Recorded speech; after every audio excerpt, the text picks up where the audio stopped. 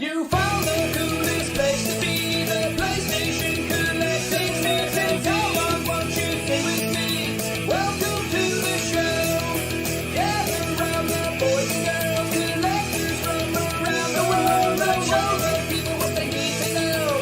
Welcome to the show. Gonna talk to guests, only got the best. Gonna put their knowledge to the test. Gonna laugh and eat, gonna live the dream. Gonna show you things you've never seen. Gonna sing the song to the break of dawn. Gonna run this party all night long. So come on everybody, let me see you dance. Get yourself ready for one more chance. You found the coolest place to be, the PlayStation collecting season. Come on, won't you stay with me? Welcome to the show. Gather round the boys and girls, collectors from around the world. Let's show the people what they need to know. Welcome to the show. Welcome to the show. Welcome to the show. Welcome to the show.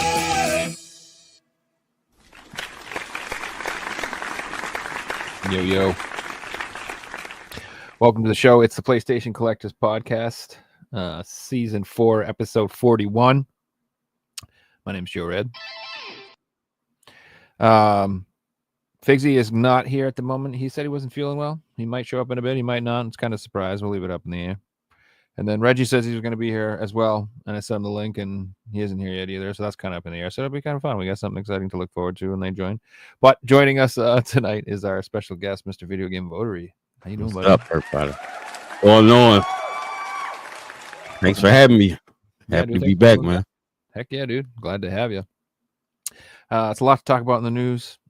Yes. Specifically about the Switch 2, and I figured it'd be a good idea to get somebody who wants to look, is kind of like into Nintendo to represent on this biased podcast that we have here. For sure. We're not biased though. I try to explain to people we're not. I even rearranged the room to put my Switch collection in view so people would believe me. And I'm like, I do collect Nintendo. It's true. It's real. I just We love everything. Heck yeah, man. I mean, let's just be real. If I had all the money and all the space in the world, I would have it all. I would have everything. I'd collect it all, man. Yeah, absolutely. Well, maybe not at all. I don't know. There's some pretty random stuff. I wouldn't be getting like Amiga stuff. I wouldn't be getting like stuff from Europe and shit. I'm not collecting for the Sharp 6800. Let's put it that way. You know what I'm saying? There's some stuff I'm gonna pass on, but yeah. But how you been, man? What's new exciting? How are you, dude? Hey, man, I've been good, man. Can't complain. Yeah. Life is happening. Did you go to any conventions lately? You been hitting up any of those? So I did the one in January. I did Super Magfest. That was in like DC, like an hour away from me. I've done smaller ones, like first time conventions that was really small. One up in Jersey. What is it? ReplayCon? And they're supposed to be doing a part 2 that I'm actually helping to put together. So that's pretty exciting. So that's cool. Yeah, I think that's gonna be in September. So I'm happy with that. I'll be doing a whole like kind of press run thing for that. Nice. But yeah. Nice. Gearing up for SoCal in June. Oh, you doing the SoCal one? No, that's gonna be awesome. I heard it was really good last year. Yeah, definitely. Pretty cool. So I know you were completed your Wii set that you were going after, and what's the latest? What have you been collecting these days? Been collecting a lot of Switch, and I am currently seeking the North American Nintendo DS set. Okay. You going for the full DS set? Yeah, I'm gonna try to get it. I'm taking my time with this one, but yes. Yeah. That's one of the ones I slept on. I wish I hadn't. Like I had started to build a DS collection pre-COVID, like in 2013, 14. But like at some point I was like, I don't know. I got backed out and I sold it, and it was like one of my biggest regrets because I had like mostly RPGs. That's what I was collecting at the time, and now to replace all of them, they're like triple what I sold them for. It's just so much. Yeah. So it happens though, but that's it is what it is. Still worth doing. The RPG selection on the DS is really, really, really amazing. So definitely, for sure. But yeah, I've been kind of thinking about Switch 1 a lot too lately. Now that the Switch 2 has been announced, it's kind of lit a little bit of a fire under my ass to get some of the ones I've been putting off. Like I'm like, I'll pick it up down the line. It's not going anywhere. It's not. But yeah, I've also been thinking about grabbing some stuff on the Switch 1 while I can. Yeah, And good then idea. yeah, did you see that one of the announcements that they did is if you have the Switch Online membership, you're gonna get like some free upgrades for your Switch 1 games? On Yeah, Switch I did see that. That's cool. That's Yep. Yeah, that's got me excited. So that's making me think. I mean, I'm not even sure which ones will be free, but I'm trying to pick up like first party Nintendo games that I'm interested in that I haven't gotten yet, hoping that they'll get the free upgrade. We'll see if it works out. Who knows? You never know. Yeah, they'll probably pick some weird ones. Speaking of weird ones, no, I'm just kidding. That's a terrible intro. What's up, Reggie? How you doing, man? How you guys doing, man? I'm sorry, I'm still setting up here, so not on camera just yet. But hey, Oh, take your time. Take your time, brother. Marcus, how you doing, man? What's up, brother? How you doing, man? I'm good, man. In a couple of months, man, we'll be at the that show in South Carolina, I believe, Southeast Game Exchange. Yep. Yeah. Oh, you guys are Excited both for that. going to SEGE? Is that what it's Yep. SEGE? Yep. We're gonna be at that show. We're gonna be like roommates together. I think that event is the whole weekend, so not just That's one cool. day. So pretty excited. When's that Yeah. coming up? July, June, Yeah, it's July. July. Yep. Okay, good. Got a little bit of time. Yeah, for sure. Yeah, that's gonna be a good one, man. There's a lot of cool people going to that one. A lot of the guests that come on my show or have been on the show like are from that area. So Nice. I'm pretty excited, man, because I was kind of nervous about the taking the planes over there because they were saying I can't just take one, I got to take two, which I'm like, oh god, 2 planes, it's annoying, but that show is worth it, I hear, so I'm excited. Yeah, it's definitely a good one. that's sweet, dude. Yeah, I bet like I mean, I think RNG Gamer goes to that one, or he went to that one last year. Or there'll be a lot of cool people from that area. So that's like the East Coast crew one that Right. we go to, right? That's one of the bigger ones on the East Coast. What's the biggest one? Is it PAX East or something like that? Or is that even like is that more like it's the gaming convention? I think PAX is more like almost more like like- it's the same vein as E3. Yeah, it makes sense. Yeah. That's cool. Maybe I'll be not antisocial sometime and I'll actually go to one of these damn things. Man, we had a ticket for you at this one, Joe. I waited outside for you, and I said, "Hey, man, Joe, can show up, guys." But, outside in the rain. you didn't pull up, man. We had a teddy bear with a little bow on it with my name, and I didn't show up. Fuck. Sorry, Dude, man. We waited for Will too, man. I was thinking that Will was gonna like surprise us and show up. He didn't show up either. I was like, "Oh man, this is terrible." But Dude, I wanted to go. Trust me. It's just I had other things, unfortunately. I'm dealing oh with. yeah, we talked about it, man. There's some annoying stuff coming up at the last minute. But wait till you see the pickups, man. I got from there, man. I did some trades. Woo! Sold some stuff. I was like, man, this is great. So Yeah, it's gonna be a pretty good show. There's a lot to talk about. You said the awesome convention, got all those pickups. Switch 2 news is just crazy every day. Insane. Another wild thing.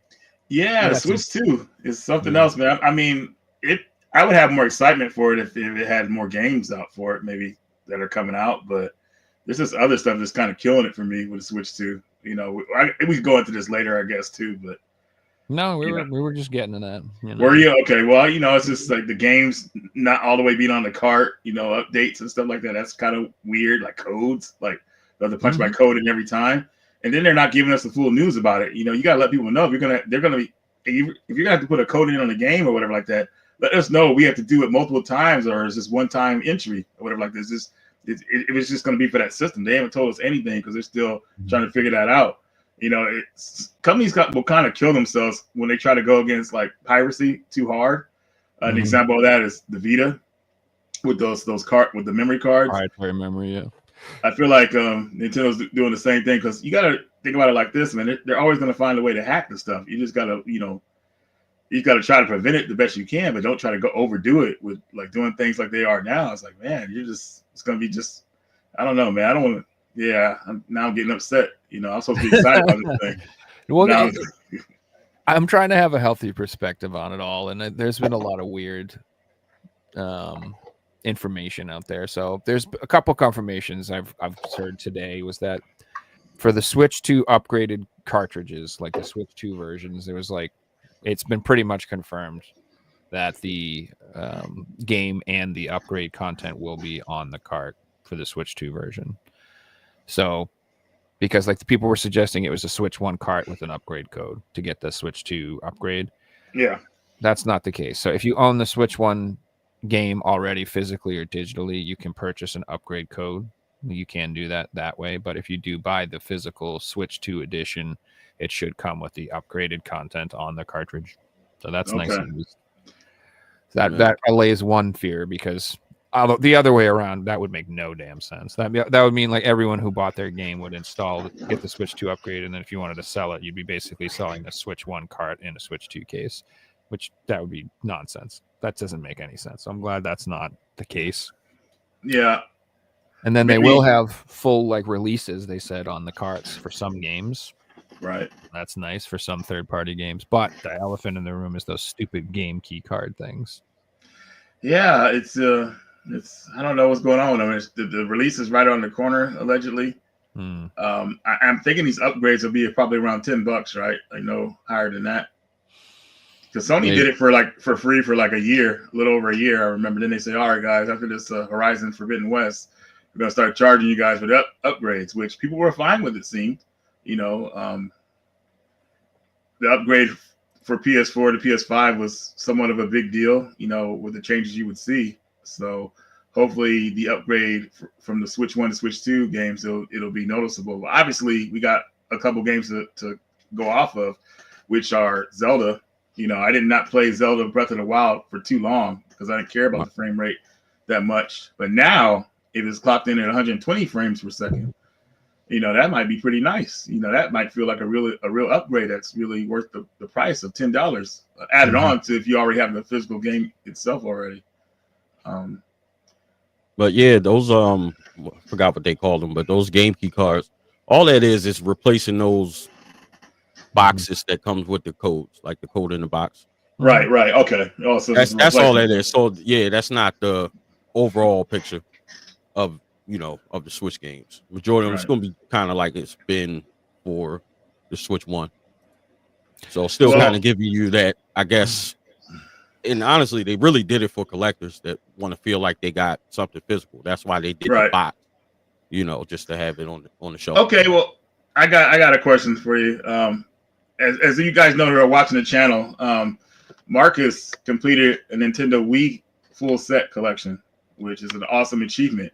But I got to ask Marcus this. Now that the Switch 2 is here, will you go for a full set for a system that might not have a full game on the cart? How does that make you feel, man? What do you think? I don't know. I probably still would. I don't see why that won't really deter me away from it, because I've gotten games I bought some of those games with codes in the box or whatever. And it's really just to have the box on the shelf, honestly. They weren't expensive, like $10 or whatever. All right. Okay. Yeah, but yeah, why not? Do you think that Switch 2? I mean, obviously everybody wanted to Switch 2 years ago, right? You know, Switch. I think Switch originally came out in 2017, and people were wanting to Switch 2 by like I think it was 21, 22. Yep, 6 years in was getting enough. I mean, do you think Nintendo is kind of out of ideas for a new system? Because I feel like the next system after the Switch 2, I don't know if they're going to really have anything that's going to really wow everybody. Because the Switch 2, obviously, it was revolutionary because of the it's a hybrid system. You can play it portable and as a home console, which is freaking awesome. Like who would have thought of that? Right. But now, what ideas do they have to really keep that fun? To Nintendo, like what can they do that's unique as a third company? Matter of fact, I take that back. They're not really a third company anymore. I mean, a third like main company anymore, because Xbox is kind of like just going the digital route with the Game Pass. So it's just Nintendo and Sony now, if you think about it. So I feel like it's heading in that direction, but I'm also, oh man, I can't. So the thing with the game key cards is that it's an interesting conundrum, because it's better than a code in a box for sure, because at least you have some sort of ownership of it that you can sell it and resell it, which I like that idea. As like that's one of my big reasons I like physical media, is that you have the option of retaining the value of your purchase and you can get some of it back if need be. Where in the normal digital realm, you can't do that. But at the same time, also, if it's just a digital download, the way it works is each time you want to play the game, you have to get off your ass and go find the key card and put it in there to play your game. And that's like less convenient than a regular digital download. Like the whole point of me, I like buying digital games, is I'm lazy and I can just go on my couch and be like, here are all my games, bloop, bloop, bloop. I don't have to do anything. So it's like a digital game that's less convenient because you have to go get the cart and put it in. So that kind of is annoying to me. But it's not as good as an actual physical release because I'm willing to sacrifice the time, energy, and calories I burn getting off the couch and going to find my physical game, as long as I at least own the game and it's on my cart and I don't require the permission of a third party to access and use said product. Yeah. Unfortunately, that's kind of where everybody's headed, where everything's not on the disc or the cart. And really, I just think it comes down to money, because obviously they can buy or have the card that's big enough to hold the games. Because some of the Switch titles on Switch 1 now, if you like, especially the ones like the collections, you'll find like one game on there, and then the other two are downloads. And then some of them you'll find like the Ninja Gaiden one. All three of those games were on that card.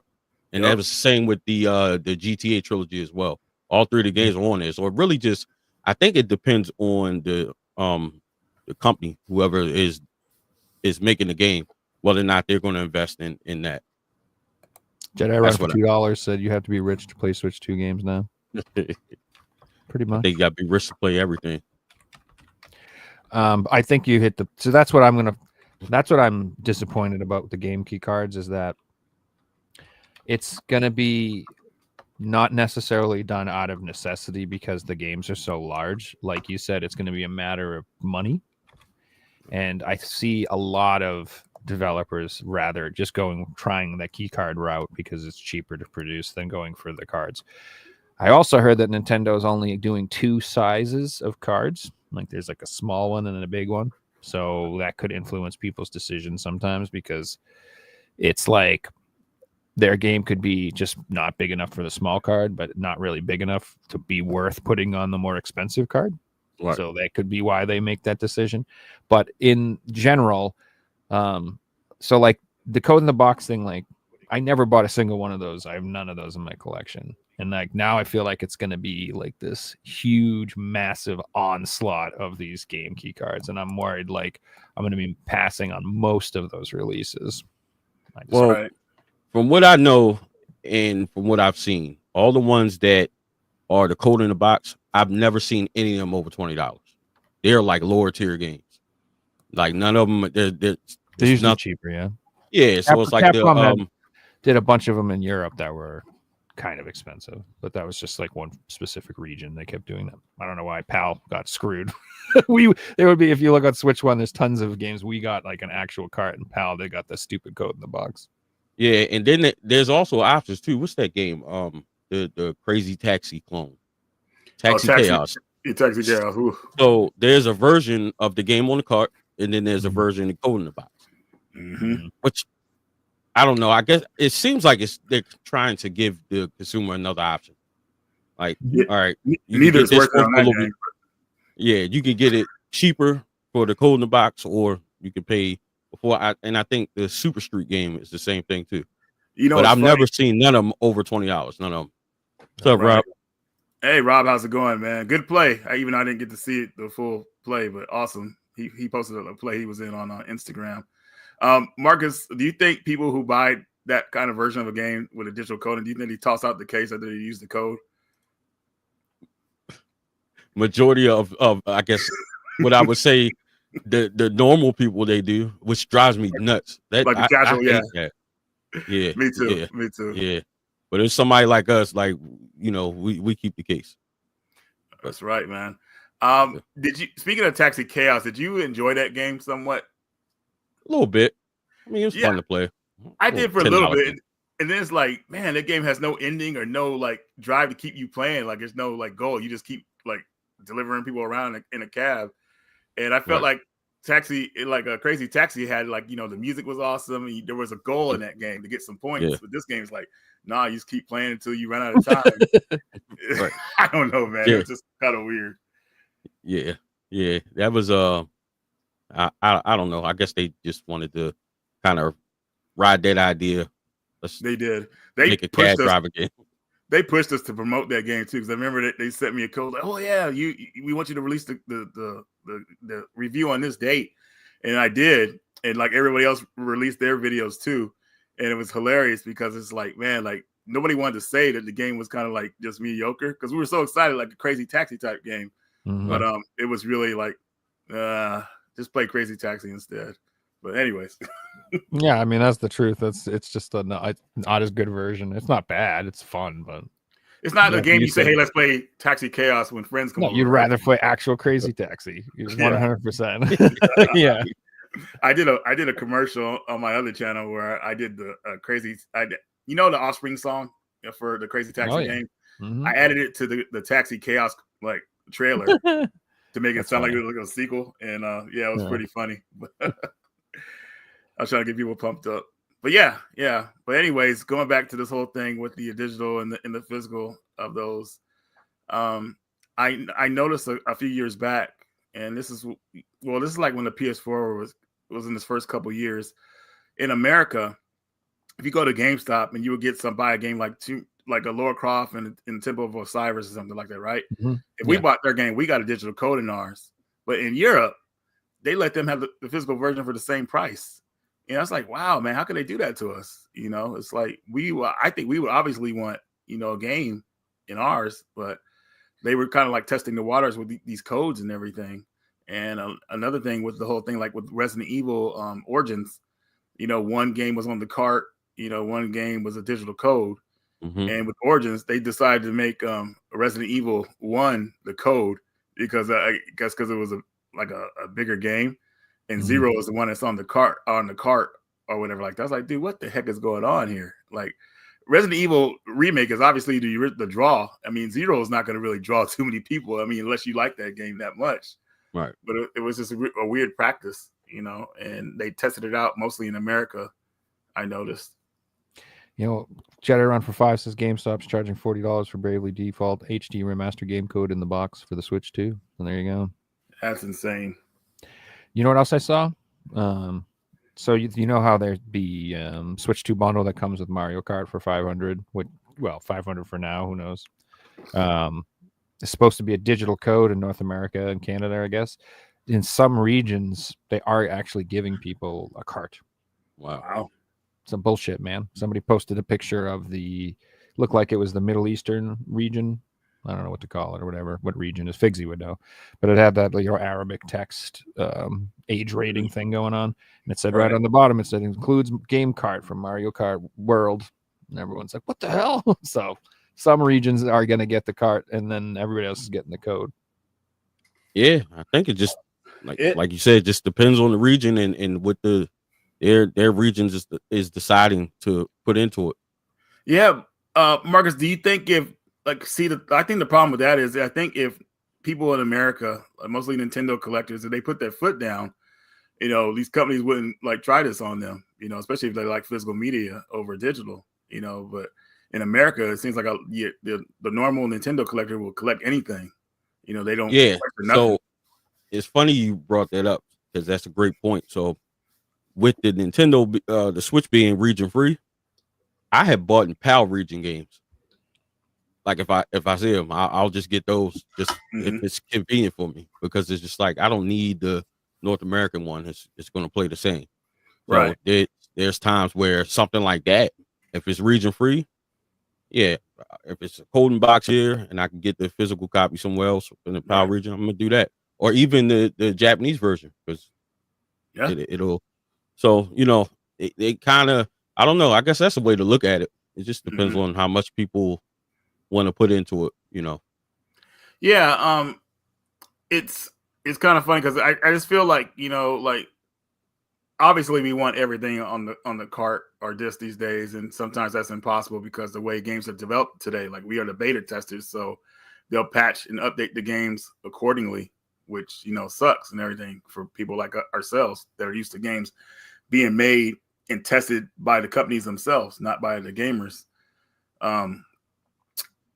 It's I forgot where I was going with this totally, but I feel like I don't know, Joe. What do you think, man? So, gosh, there's a lot I think about the Switch 2 and what's going on. I think that Mass Produced made a good point about the card being. I think that's right. It's probably due to a country with weaker internet infrastructure. That's why we're not getting the physicals. But that makes a lot of sense actually too. That he said really that. Does. Yeah, I don't want things to make sense, so I just want to rage online. We could do that too, and then we can figure it out. I heard later. that when you order the Switch 2, it doesn't come with a dock. I heard it's a download code, and you have to 3D print that shit. It's a 3D blueprint. I'm just gonna spread bullshit online and get everybody mad. Oh my God. I mean, that's the way to do it. So I don't want to be like downer about everything, though. I think like everybody's freaking out. Everyone's like, the Switch 2 is a disaster. And the funniest thing about the whole thing is that shit's gonna sell out instantly. Yep, it really is. Everyone's people are gonna be in line. Like, I got my Switch 2. Look at me. Yeah, and then everyone will be posting, yeah, woo, Mario Kart's the best. Yep. Exactly. So, it is what it is. Makes me laugh, but it's gonna sell out. And what's funny is people complain about the price, and I understand. I mean, it's expensive, it is, but even if they did increase it, it would still sell out. I feel absolutely. Like. Yeah. They should have just called it the Switch 2 Pro, and that would have got people buying it like crazy, like the PS5 Pro. So their big mistakes, I feel, were they didn't announce any pricing in their showcase, and they. First like week of information about the Switch 2 and the carts and everything, it was not very well done. Horrible. Like the communication shouldn't be coming from people asking customer service reps what's going on, because I have a job, and where I work, the last people who know anything are the people we let talk to the customers. They don't know what the fuck they're talking about. They're the least trained people and the least informed people around, and they tell people crazy shit that's not true. So I wouldn't want, you know what I mean? Like I wouldn't want my communications from my giant company going from, Fred, who's worked in there for 3 months, being like, yeah, this is what's going to be. And then it gets leaked online to millions of people. Like it just wasn't done very well. Here's the thing too, guys. So, we know like a lot of launches for new systems don't have the best lineup, right? I mean, I think one of the greatest lineups for a system launch is probably the Dreamcast back in 1999. I still will never forget that, man. That was epic. Because I remember how people were acting, how pumped everybody was. It was just an awesome time. PS2 didn't have a great launch. PS3, obviously. I don't remember 360 too much, but maybe that might have had a good launch. But the thing with the Switch 2 is that they needed a strong launch, and they don't have that. They have 2 games that maybe people want to play, and plus a bunch of remasters of games we played years ago. What would have been nice is a new Zelda game. They needed at least 5 good titles, that could have been for that system, some exclusives, maybe a Resident Evil game. Instead of that, we got Street Fighter 6, which we've already had for 2 years. You're just seeing a bunch of rehashes of older stuff, and what people want to see are new games. That's what's going to pump. That would have saved the Switch's announcement, but they're like, oh, we got a Mario Kart World, which is good. The Donkey Kong game, cool, and then we got Bravely Default HD, which that game's been out on the 3DS. Really, Street Fighter 6. Okay, that should have been one of the games Capcom announced, and plus something else with Resident Evil or something new. It's just. That would have helped save it. And you need some exclusive titles, even if they're timed exclusives. But that would have helped out a lot. That would have got me pumped. But now I'm thinking I get the Switch 2 maybe 3 years down the line. Wait till it really hits its stride. I'm not trying to buy it day one just to show a little bit of flex. Say, hey, the Switch 2, this is what it could do. These are the games. Yeah, I'm good. I got other stuff to play. Like there's more powerful systems that I could be enjoying games for. My PS5, even though it's not a Pro, I'm still enjoying that immensely. I still go back to my PS3 and enjoy a lot of games on that. So the Switch just needed just some games that really stood out that make people want to go buy it day one. Yeah. I thought the showcase, of course, I'm biased, so let me just put that out there completely. I'm biased, but I thought the showcase was good. I was looking for, because I actually was live streaming it, and I was like, all right, where's the price? But what they did was they were trying to drive traffic over to that new website, right? And I get the point, but they should have at least said that, head over to the website for more. And they probably said it, but everybody, of course, was expecting the price to come out during that. And as far as like the launch titles, I think the biggest difference is, in what's key with the Switch 2 is, yes, we got all of these third-party titles, Cyberpunk 2077, Final Fantasy Remake. The fact that those games are coming and you can play those portable, that's the difference. And what it was is it's really trying to reach their audience and not anybody else. Nintendo really focuses on their audience, and now they're also bringing some of these titles that you would have never saw on the Switch a couple years ago. We would never see a Cyberpunk. It would run like crap on the first Switch. So that I think that's what the idea of it was. And I think in the coming months, like just all those announcements coming after, the launch, I think it's going to get better. But all in all, I think it's pretty decent. And it really just depends if you haven't played the game.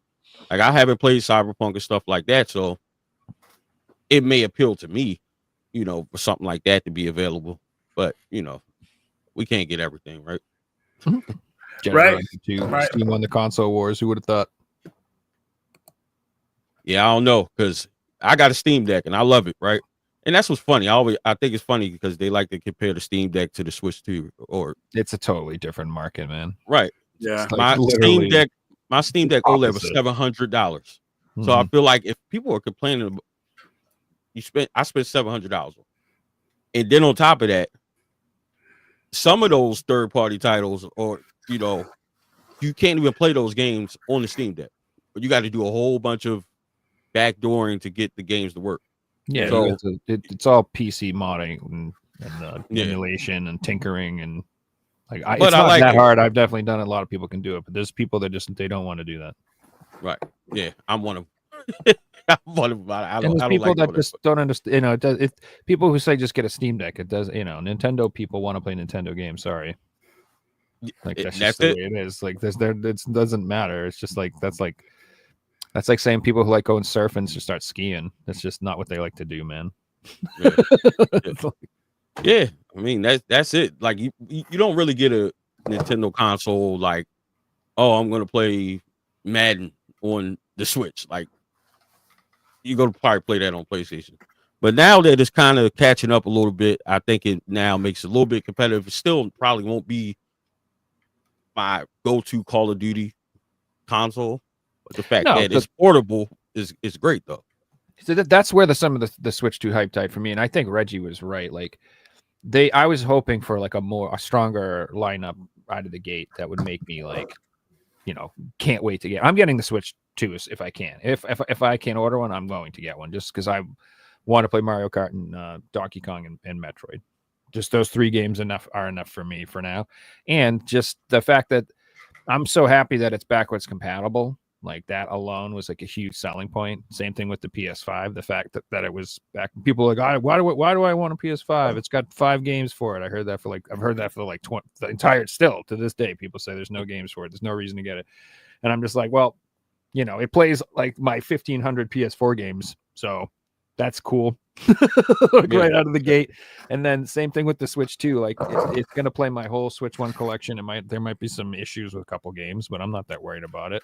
And I'm gonna get free upgrades in some games, and so like I'm excited for it for that reason alone, just because it's got a bigger screen and better Joy-Cons, and so that's cool. Yeah, it'll probably run the games a little bit better too.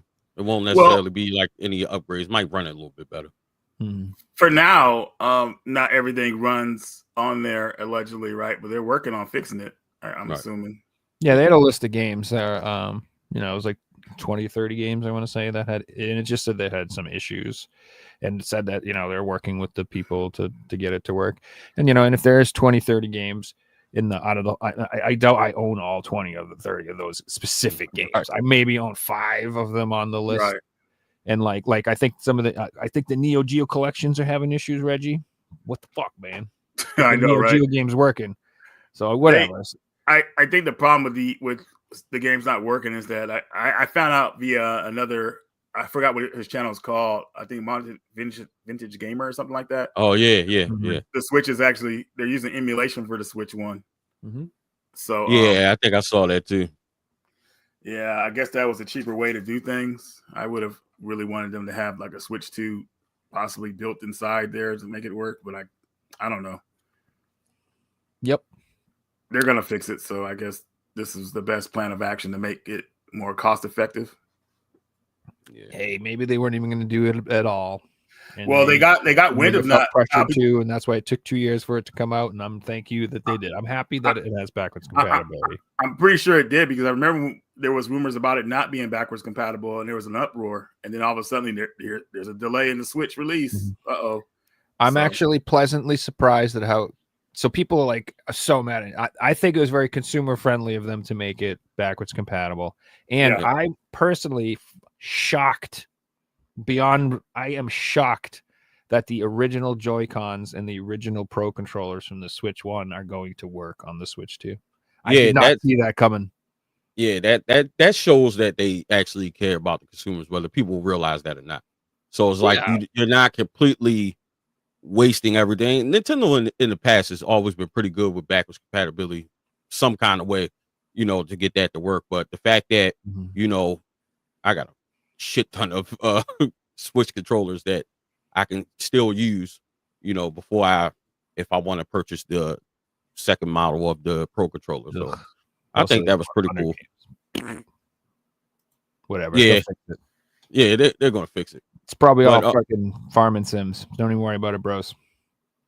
Yeah. I'm expecting an announcement from Nintendo that I think pre-orders going to go any day now, since the president lifted those tariffs for 90 days. I hope so. So I'm expecting. I don't know. I kind of just I'm going on the website and checking every now and then, because it might end up being some kind of shadow drop, because it kind of got put off. Oh, they I wouldn't better be not surprised. I wouldn't be surprised if it's Wednesday. People do a shadow drop. Don't Yeah. tell anybody it's coming. And then watch Yeah. it all sell out. No, don't do that. That would be the worst possible thing they could do. Well, remember that happened with the PS5.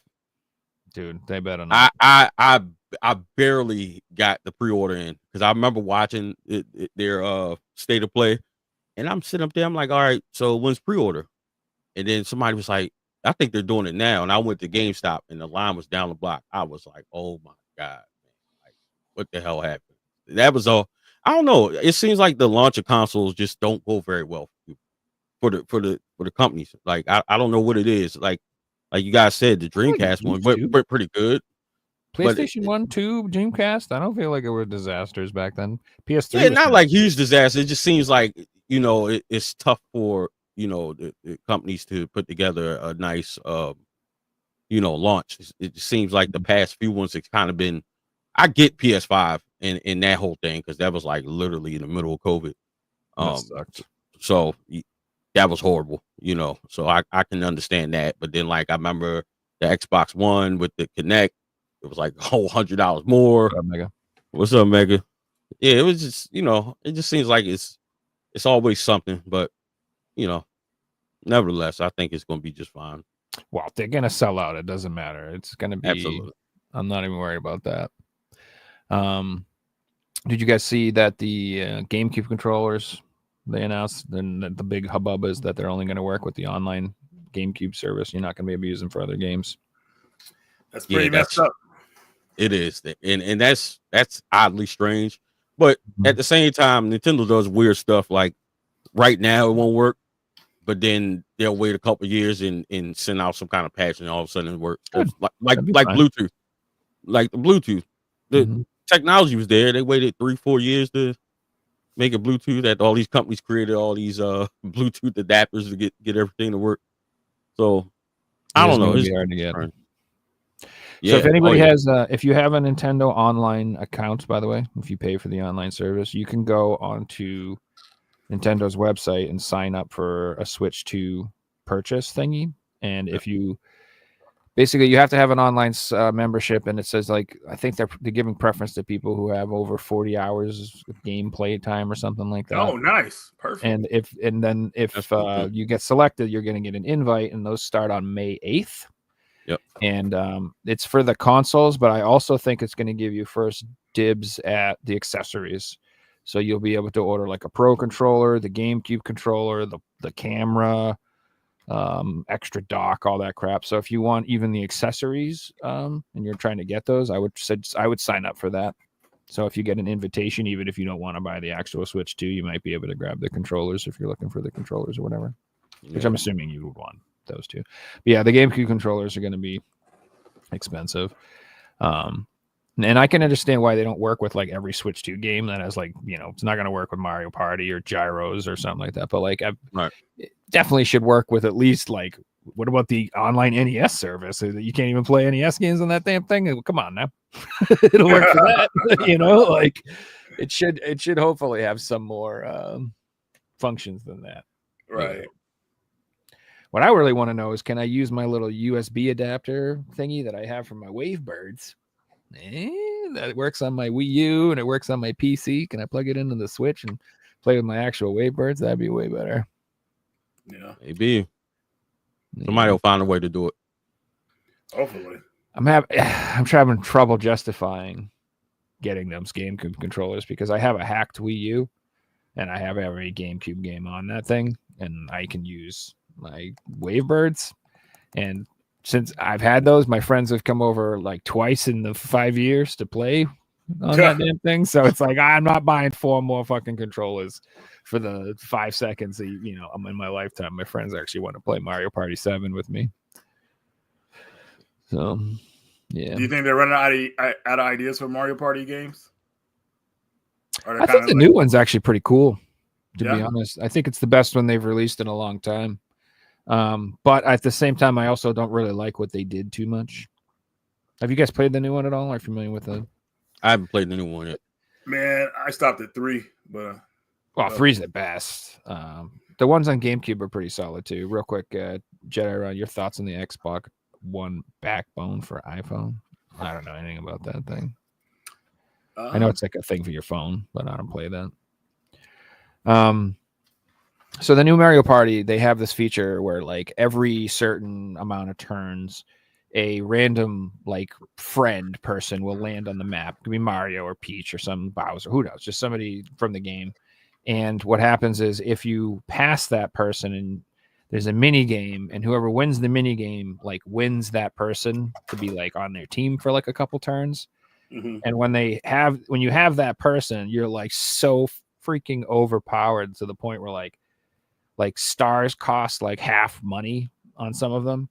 So like you'll go buy this and it like lets you buy 2 stars instead of 1. So like it's just so overpowered. So if you win that mini game and you get that person and you just so happen to be in the right place at the right time, I've seen people get like 6 stars in 1 turn with that stupid son of a bitch. So like you'll hit a triple dice block and move 30 spaces and pass the star 3 times, and they're like half price, and you can buy 2.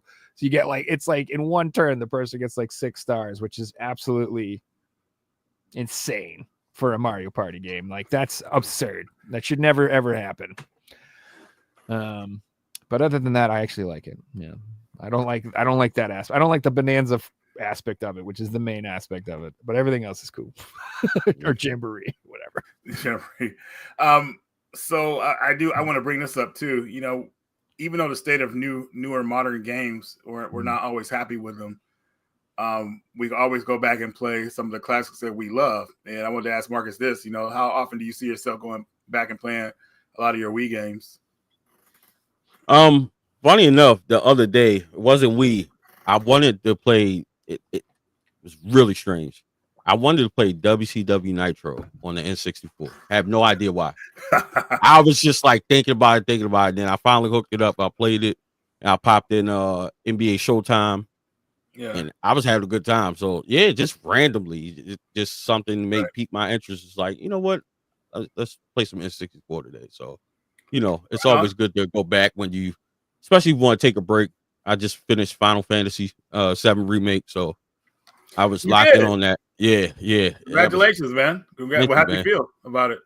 I loved it, man.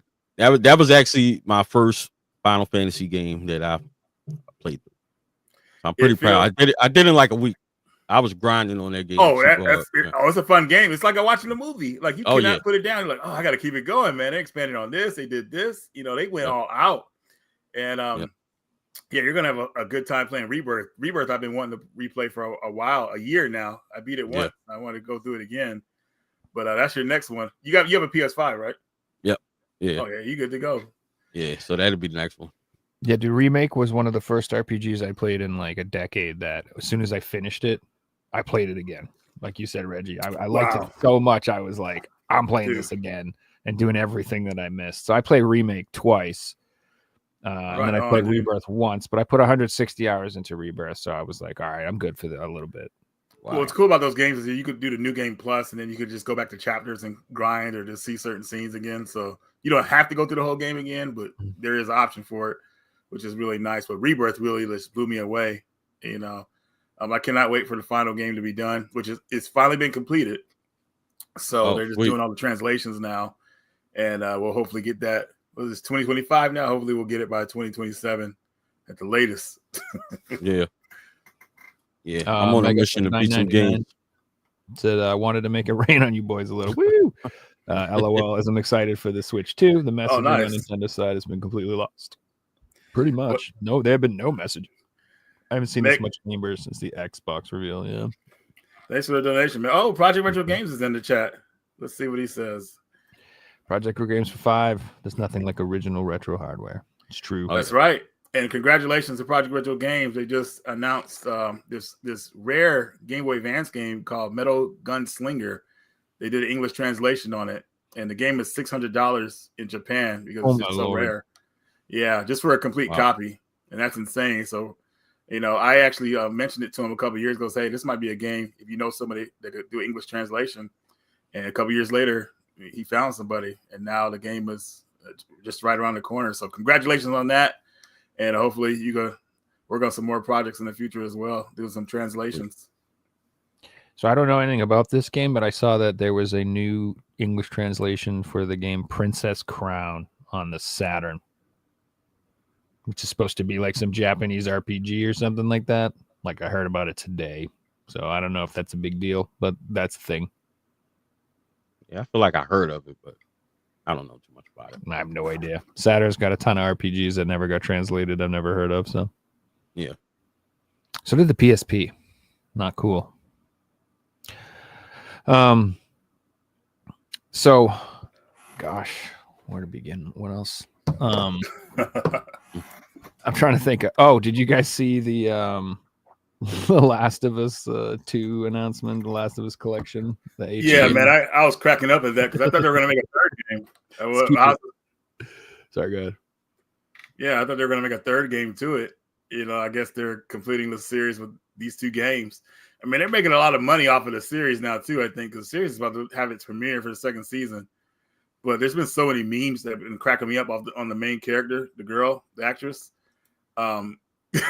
It's just too funny. Like, if a lot of Facebook posts just cracking me up. But they're doing good in sales. I mean, it's really popular, especially with a lot of girl gamers. So that's like is that the 2nd or 3rd remake? Dude, so it's a second. Well, the first game came out on PlayStation 3. Yeah, it's a 3rd remake. It remastered on the PlayStation 4, and then part 2 came out on part 4. 2. And then they remastered part 1 and part 2 on 5, and now they have a collector's edition for 1 and 2. Yeah, so part 2 got remastered once then already, right? Yep. Yes. 1 and 2. I'm assuming this is the same. I think this has got to be the same remastered versions they just did, but in a collection, right? Right, exactly. So, yeah. Together. Well, right? yeah, exactly, together. Because I don't know if they're going to really make a third one. They might, but we'll see what happens with that. They got to make more money off the second one. So I think that all of this remastering and re-releasing and repackaging is they're still trying to make the money off the second game because it just didn't sell the way they wanted. Yeah, one of the reasons because they overhyped it. It took too long for it to come out. Yeah. You know, that was another so many delays. And then the way they did the story in the game, and come on, everybody knows about Joel and everything like that. They handled that a bit better. I think a lot of people would have been more appreciative. but they handled that kind of stupid. And I'm not saying the story is bad in the game. The Mhm. gameplay is what really stands out for me in that game. Like the gameplay is on point. Like I remember there's this part in the game where I had to get on top of this building, and we are trying to get to another building because there's too many zombies on the ground or are infected on the ground. You had to cross the scaffolding. And that part is terrifying because I'm scared of heights, man. And that part was just like, whoa, dude, like this is insane. But the gameplay just really stood out. So, I mean, I would give the game an award just on that. But the story is just what kind of killed the second game, even though the first game was well loved, you know. And I remember when they were making the first game for PS3, they didn't even expect it to do that well, you know. Mm-mm. But it did. And I don't know, It's man. funny- It just seems like when they do well with they do well with something, then they try to do something else and they mess it up somehow, even though they had a good thing going. So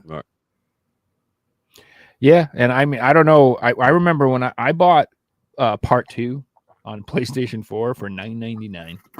yeah, I got mine for that on that Amazon sale too. It was $9.99, and that's when I was like, Crazy. Yep. I mean, I don't couldn't possibly be worse than it. And for $10, I don't give a shit how bad the game is. I'll pick it up just to have it, you know. I just wish Neil Druckmann didn't write the story. I wish somebody else had wrote the story for the second game. I think it would have really been. There's this weird contrarian impulse in the creative industries for a while where they wanted to do that, subvert everyone's expectations. They're like, we don't want to have it. All right, so this is the way I try to describe it. Like when you listen to music, right? Yeah. And you hear a scale, your mind wants the music to resolve a certain way. So if you go la la la la la la la, you want to hear that la at the end. You that's what your brain expects because that is like correct. When you subvert your expectations, that's what jazz does. Jazz likes to go like makes it just random bullshit because it's like unpredictable. And there are lots of people who are snooty and overly artistic who thinks that being predictable is boring and it's not artistic enough. So they want to always subvert your expectations. They want to make you do these things that are all like, oh, I never saw that coming. And sometimes that can be cool, but can also be really shitty and really frustrating. And you can really make people angry when you fuck with like the main character of a story, whether that was The Last of Us or what they did at Star Wars, what they've done to lots of franchises. And, you know, they take what people want and they go, oh, I know this is what you want, but instead you're getting this. And that's what The Last of Us was. They tried to be like artsy fartsy and artistic, and they thought that everyone would love it, but it just pissed everybody off. Yeah. And like, there might be some people out there that were like, oh, yes, how clever. But the rest of the normal people are like, this sucks. Yeah. Why do you do this? You're exactly right. It's like, And then they didn't understand, like, who was the main draw of The Last of Us? It was the character Joel, right? Most people were like all about Joel. Like Ellie, she's cool and all, but she wasn't the main reason I played that game and everything. So when the second game came out, they take out the character that we're all mostly attached to, and said, no, you got to play with these two characters now. This is the way it is, and it's like there's no draw to them. You know what I mean? Like I didn't care about Abby. You know what I mean? Like I understand what happened to her, like as they gradually told her story, but I still didn't care for her because she just didn't grab me like that. Than what happened with her in that situation with Joel and Ellie. She's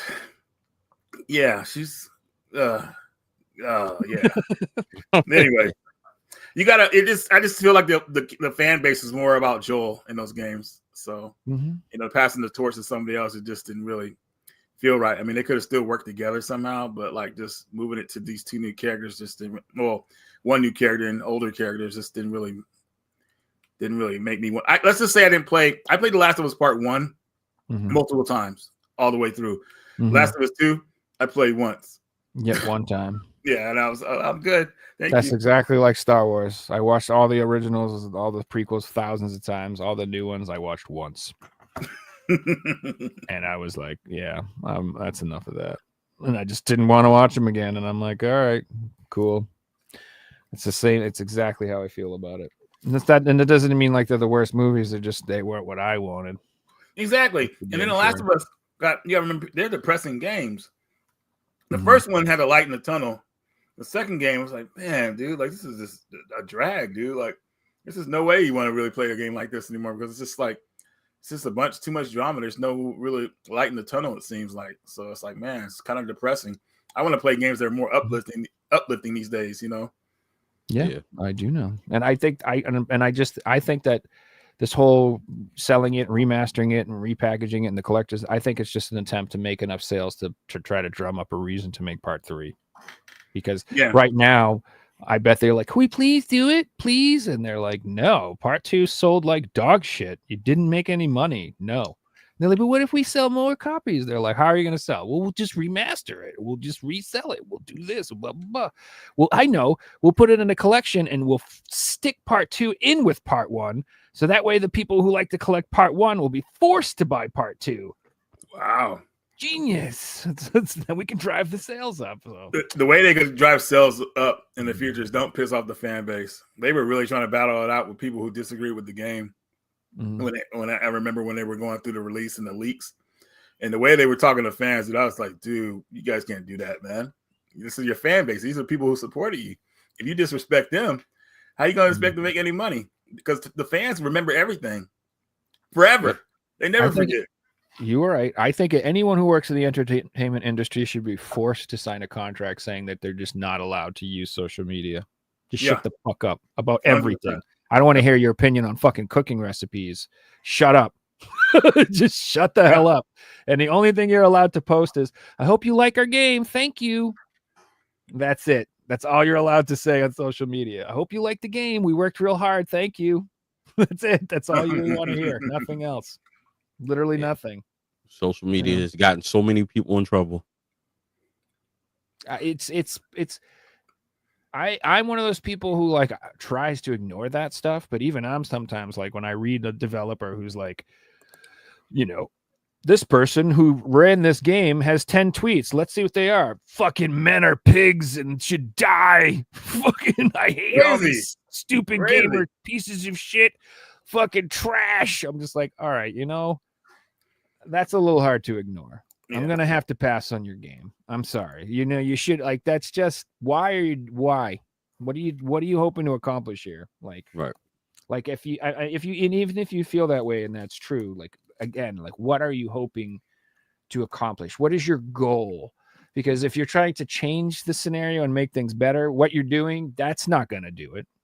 Like I don't understand this whole position where people are like, oh yeah, there are people that think differently than me and they like stuff that I don't like. And you know what? I'm going to change their mind by telling them they're fucking pieces of shit. I'm like, well, that doesn't work. It doesn't work. It doesn't do anything. All it does is make those people go, oh man, wow, you're really unpleasant. I think I was correct not to like you. Yep. And that's it. You know what I mean? You're making your own position worse. Yep. Yeah. I agree. So I don't know. $109.99.99 for the collector's edition for Last of Us Part 1 and Part 2. If you guys would like to order it, it's on PlayStation Direct. There you go. I'm good. I'll play Final Fantasy Rebirth again. Yeah, I'm gonna pass. I'm gonna hard pass on that. There are so many games that I want to buy right now, and I ain't worried about Last of Us 1 and Part 2. So I was talking to Marcus earlier, like now that I'm a little like the Switch 2, I feel like it's going to get a lot of those fake game cards and stuff. I'm trying to collect hard for the Switch 1 because I feel like that's actually going to be a much better investment. So I've been trying to pick up all like the Switch 1 games that like I've been sleeping on. Like I never picked up the Pikmin games and I meant to. Those are cool. I want to get them. You know, stuff like that. I'm going to go back and try to get a bunch of stuff that I missed before it gets too late and it becomes too expensive. Yeah. It's definitely going to go up in price for sure. Do you know what I'm glad I bought? Is that Breath of the Wild from Japan that has English on the cartridge, but it has all the DLC content on it. Really? Yeah, dude. That thing, it was up on PlayAsia for a while and then it sold out for a while and then it came back in. That sold out again, and it was expensive. They were asking like $80-$90 for this thing. Wow! But it's gonna be worth so much, dude. Because like, if the Switch 2 version doesn't even have the DLC, that version with the DLC on the cart is gonna be the one to have. So like, that's the sort of stuff I'm looking for. Like, there's the Mario Kart, obviously, which I feel like we are going to see a Switch 2 version of Mario Kart 8 Deluxe. You guys think I'm wrong? I feel like they will do that. It's their best-selling game of all time. Like, there's no way like they're gonna be like, oh, that's enough. They definitely will if Mario Kart World doesn't sell as well as they want it to. If people are complaining about it, they'll probably find a way to bring that game onto the Switch too. Definitely. I think we'll see it within like maybe year 2. They'll do it or something like that. But yeah, I just feel like the Switch 1, now is the time. Get it while you still can, because it's gonna stop. They're gonna stop making all the games, and like I keep seeing a lot of the titles on Woot for like $40 ish for a lot of the first party titles that I missed. So I'd say grab them at that price, because it's probably as good as it's gonna get. Man, Woot is a lifesaver, man. I bought a couple games up there, even a couple doubles and triples, just to trade for later. A little bit of hustle there. But man, people need to start looking at Woot, man, because man, it's a bunch of sales going on. They don't even know it. Yeah, all the time. Killer ones too. And it'll be like you go on Woot and the game will be $15, $20 or whatever, and then you go on Amazon, it's 50, Walmart 50. It's like, you know what I mean? So it's definitely worth checking. But also at the same time, don't look at that site. There's no deals. Don't be buying all that stuff for making it sell out before I get there. There's nothing on that site for anybody. I pass the word out to you guys when I see something. But that's another thing too. People, are talking about the $80 games. So first off, I don't think all of the games will be 80. Like the guys already said, there's going to be like tiered pricing. I think that Mario Kart is 80 because Mario Kart is their most desirable product. Straight up, like if you look at the Switch 1 sales, everyone who bought a Switch 1 bought Mario Kart with it day one. Like everyone. It's like the first game that everyone buys. It's been in the top 10 games sold list every month for like a fucking decade. It's always in the top 10 games sold, just like GTA always is too. But it's just always up there. So I just think that they know the desire for that game will justify that price tag. But they knew like out of the gate that the Donkey Kong game's not gonna be that on fire. You know what I mean? They probably can look and they can see, well, Mario Kart's moved X amount of units and Donkey Kong moves about 90% less units.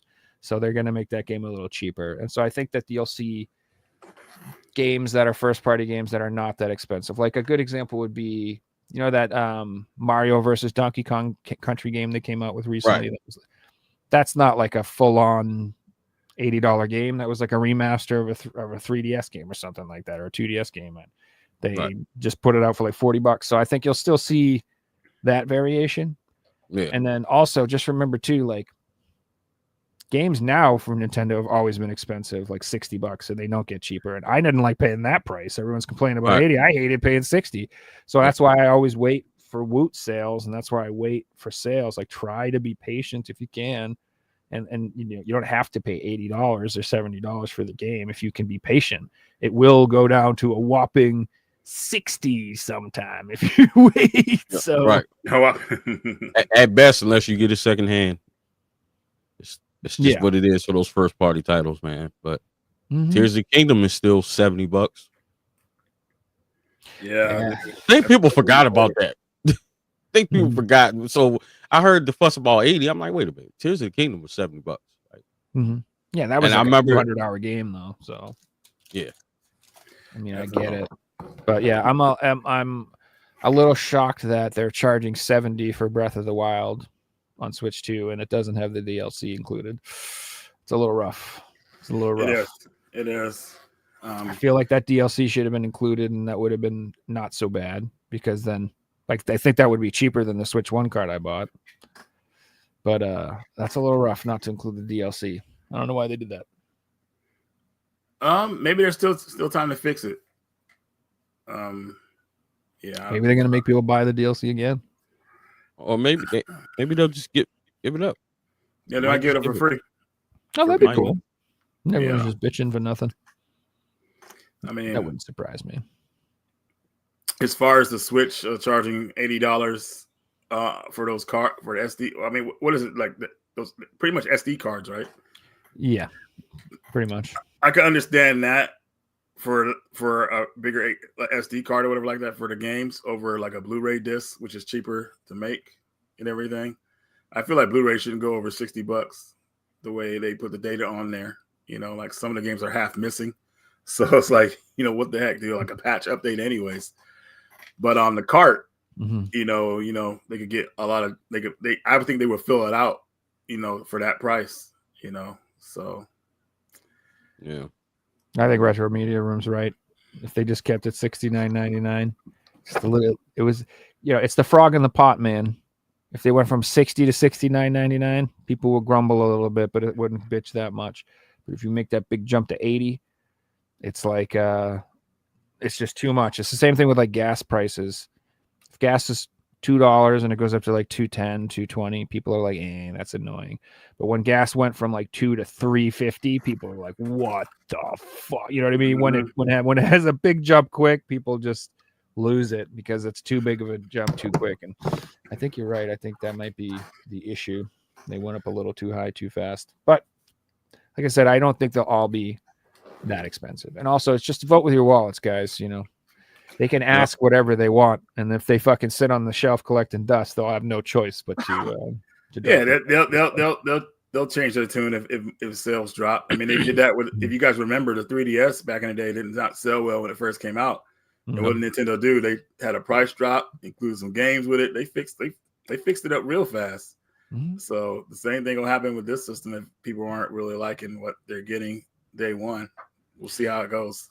I sort of hoping with the game key cards. I'm hoping that, you know, I get it. If your game's a 200 gig game, whatever, you're not going to put like 4 carts in the package. I understand. But like if you have a game that can fit on a cart and you choose not to put it on a cart and you do the game key card, I hope that it doesn't sell. I hope it rots on the shelf, and I hope that the companies see that and they go, okay, we're going to lose money by trying to save money. So they think, oh, we'll save money by doing this cart. Well, I hope that they lose money by doing that, and then they'll stop doing that. Then they'll actually produce like proper physical releases. Because I'm not down with the fake physicals, obviously. Yeah, it's like they're taking advantage. They think people are dumb. Like, oh, well, you're getting a physical release, even though like it's like how it's partial. That's not right. You know what I mean? When it comes to physical releases, you know, that's when everything is supposed to be on there. It's supposed to be good to go. You could put out your digital content or whatever like that, your patches and updates, and then when it's time to make the physical, you make sure it's a complete product. You know, it seems like it's a reasonable expectation. I don't think it's an unreasonable ask to be like, I'd like the game to be on the cartridge or disc, and I'd like it to function. Yeah, and I don't necessarily, it doesn't have to have every patch, every update, every DLC, everything. I would love that, but I'm over that expectation. I just want it to be playable. Functional. Like, exactly. That goes back to us playing. I mean, me and Joe got this game around the same time because we were waiting for a price drop for it, and it happened. Daymare, 1994. I popped the game into my PlayStation 4 system, excited to play it, but it needed an update. I was like, oh man. They said the update's going to take about 15 minutes or whatever. I just want to play the game. So I hopped in it, and this game was a broken mess. I mean, we're talking about characters were glowing in the game, literally glowing. Like, it was so messed up. I couldn't believe this was on the disc. And I was like, wow, dude, these companies are depending on these day one patches like crazy. Yeah. Like, that's all they depend on. They schedule the game to be printed and released a year before they're finished making the game. Yep, exactly. It's like standard practice now. Like I said, like there have been several developers I've seen recently. Their physical game is like coming out next week, and they come out on Twitter and they're like, hey guys, make sure you update it. The build on the disc is like a year and a half old, and it's all fucked up. So make sure you update it. And I'm like, oh, that's awesome. And they're kind of like laughing about it. Like, yeah. And they're like, you know, thinking they're like, you know, heads up, this is going to be great. And I'm just like, dude, like I literally just canceled my pre-order when you said that. Like, I'm not about that. I personally would rather companies release their game digitally and then do the physical a year later. I don't care. Like, you don't need to do a physical right away. Like, wait a little while and do it later, and then release a version that's functional. Yeah, because a lot of games take a lot of time to develop. We know that, especially when it comes to AAA games. So they need to make some money, and they need to release it yesterday, and their boss is breathing down their neck, and I understand. So release it digitally. fucking sell your deluxe editions, your day one editions to all the scrubs who want to buy the, $20 to get an extra fucking blue umbrella that you can hold in the game that does nothing or whatever fucking shit you want to do. And then they can bug test it. You can fix all the bugs, patch it all up, release your DLC, sell it to all the scrubs who want to buy your DLCs. And then afterwards you can release a nice clean physical with all your shit fixed, all your stuff. And then you'll get all the grumpy old nerds like me will buy your game. And you know what? If I really like your game, I'll probably buy the digital and I'll buy the physical when it comes out.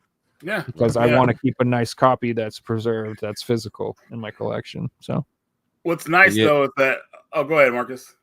I was gonna say I had a weird situation. I go to East Starland a lot. They're like an hour away from me, right? So I bought the Devil May Cry collection on the Switch. It was the Japanese version. So I'm all excited for it. Buy it, bring it home. It was maybe like a week or so. I bought that and Ninja Gaiden collection. So I was popping the cartridges in to see how many of the games was on there. So the first Devil May Cry was on the cartridge, and there was codes for the other two. So, all right, that happens, but I'll raise you one better. So Capcom thought it was a bright idea to put these codes in there, but the codes expire. Wow. So I had to like call back down to East Star and like, hey, y'all probably not gonna believe this, but these codes expired. Like, and they don't know that. Like, how, do you even tell the stores when that? Because imagine just a game just sitting there on the shelf and you don't realize it's sealed. that the codes expired. Yeah, it's sealed. You have no idea. So stuff like that. And then I tried to do as much research as possible to see how many games on the cart, because I bought one of those Resident Evil collections, and I think it was one Reggie was talking about. Resident Evil Zero's on there. The other one's download code, but I bought it pre-owned. Mm-hmm. So I'm like, crap, like, so I'm missing out on that one. But I mean, it's not that expensive. If I could just buy another copy, worst case scenario, but that kind of sucked. I bet. Yeah. I always feel like, that's people always ask me, Reggie, why do you always buy these indie games and things? But indie games are usually ones that are best made and they're complete when they come to physical. Yep. It's just, it's really like just a way for me to buy. Like, that's I would say the best way for me to like buy physical media is to always go with indie titles, because it's a complete product usually on disc. Limited Run was known for making that happen a while back. I believe before Doug left, they would try to get all the patches, make sure it was on the physical disc or card or whatever it came out on. So that's what I liked about them. But that's another reason why I buy a lot of indie titles. I like AAA titles, but I find myself mostly buying indie and maybe like some AA titles, survival horror, stuff like that. I feel like those are like just complete games. Mm-hmm. Like, I'll give you guys an example. Like, survival horror games, very popular, right? Are somewhat popular to certain people, right? But they don't seem to sell well. Well, Silent Hill sells well, Resident Evil sells well. The other games don't, but the other games are made by smaller companies, indie companies, and they usually are what you would call a good survival horror game, besides Silent Hill and Resident Evil. And those are usually complete on disc. Like, an example is the Remothered series, the first one at least. That game was on point. It reminded me a lot of Hunting Ground. Hunting Ground is another game that didn't sell well, but it's stuck on the PS2 with no like official digital game to be downloaded anywhere. So, leave it to those guys to do indie horror games really well. But going back to AAA stuff though, it's just the way it is. They're kind of like in the process of completing the games. Even though they release them, they're constantly trying to upgrade them and have us test it out and all the bugs out and everything like that. So it's just really annoying. So I feel like a lot of AAA games should be digital when they first release. And then, like you were saying, like a couple years later, give us the physical when you guys have it done. That'll be nice. And you could charge more. You could charge, I honestly, like, when people say, "Oh, my $80 games," like, I wouldn't mind spending $80 on a deluxe version of Elden Ring with everything on it, with the DLC on the cart and a nice. I wouldn't mind. That doesn't bother me at all, because like it's all a value proposition. And if you want to ask more money, but you're offering me a better product, then that's good. But the problem we have now is it's the opposite. We get day one pricing at the highest the game's ever going to be, 70, 80, whatever dollars, and it's the worst version of the game. Yeah. It's like, Yeah. and then if you wait, you can get the worst version of the game on sale for like $20, or you can just wait until hopefully maybe they do a better deluxe edition down the line, or they do a reprint of the game with a better build on the disc. Like, the longer you wait, the better you're off nowadays as far as getting a good version of the game. Yeah, that's a good point. I actually made it a thing in the past couple of years to. I'm only doing day one, like obviously like launch. I'm going to get a couple games to play, but me being a Nintendo fan, I know those first party Nintendo titles, they're only going down $20 like a couple times a year. So That's it. Yeah. So you kind of, it doesn't even matter when you get those, and if you want to save $20, then whatever the case may be. But I tend to, unless it's Call of Duty, like I'm a Call of Duty junkie, so I kind of need that like right away. So I don't wait for that.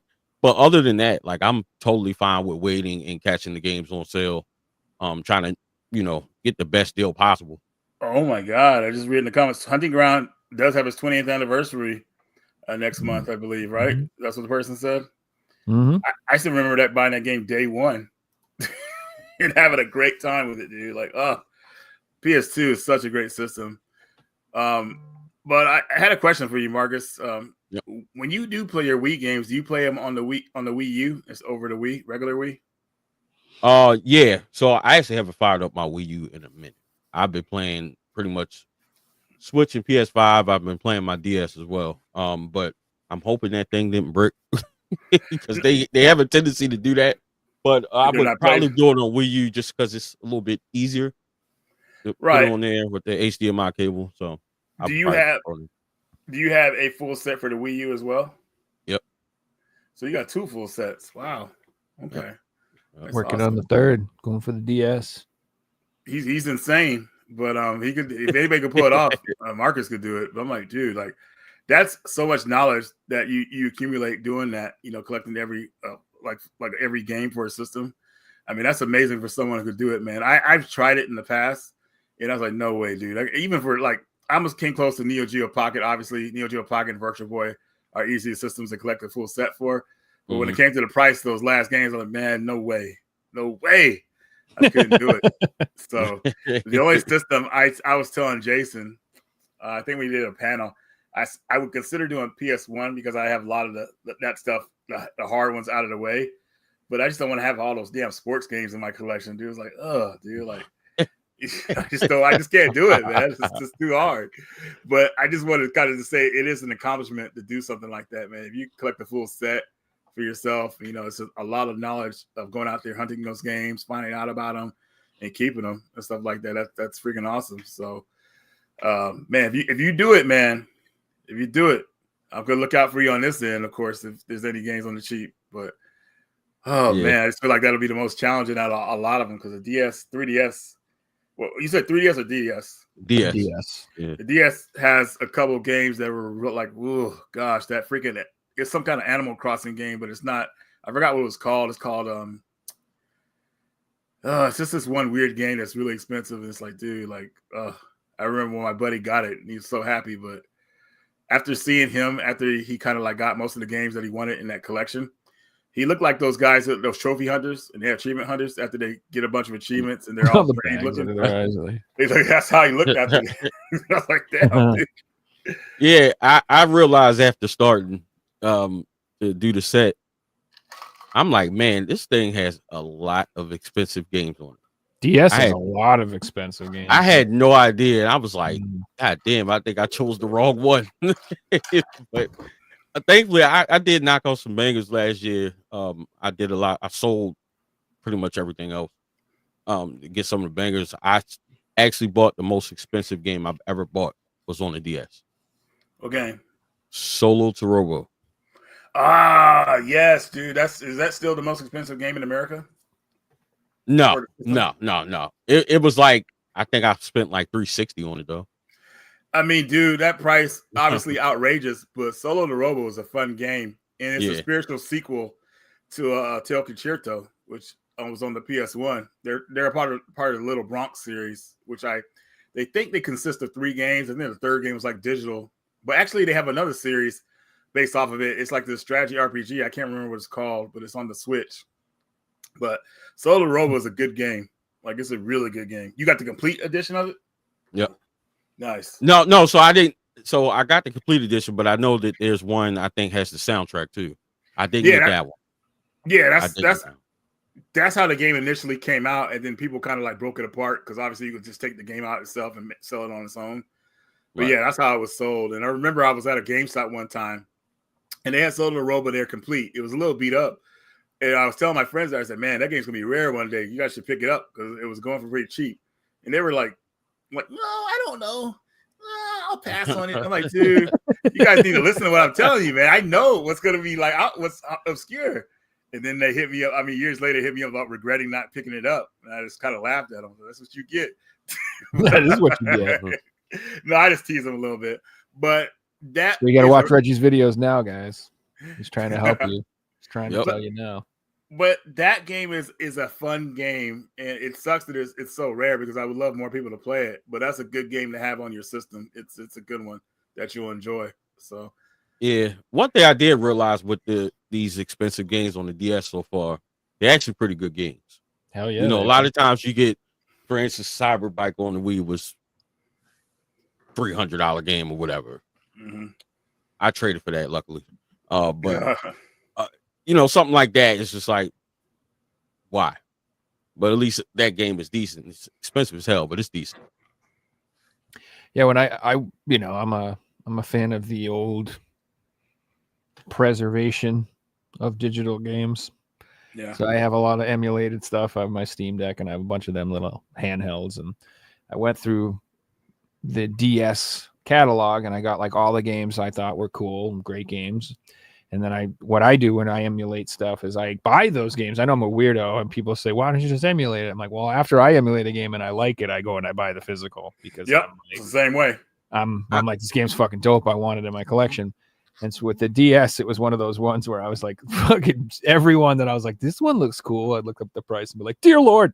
And then I'd go to the next game, be like, all right, maybe how about this one? And I'd be like, fuck, it's even worse. It's like all of them were like $100 to $200. Some were like $300. I'm like, oh, forget this.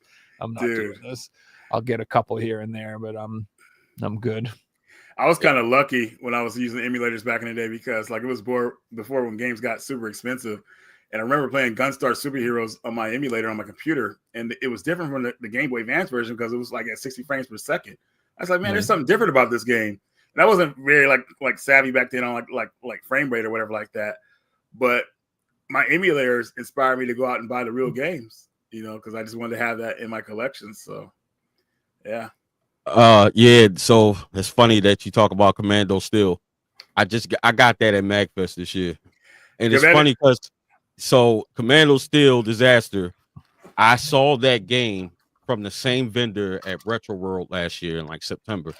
So he ended up coming down to DC. He was there, and I saw it. I'm like, I said, "Were you at Retro World?" They're like, yeah, because I was trying to negotiate a price, but I think he wanted like $400 or something crazy. Complete copy? Yeah. So I've seen it, and it's still there. It had the same price tag. He said, I'll tell you what.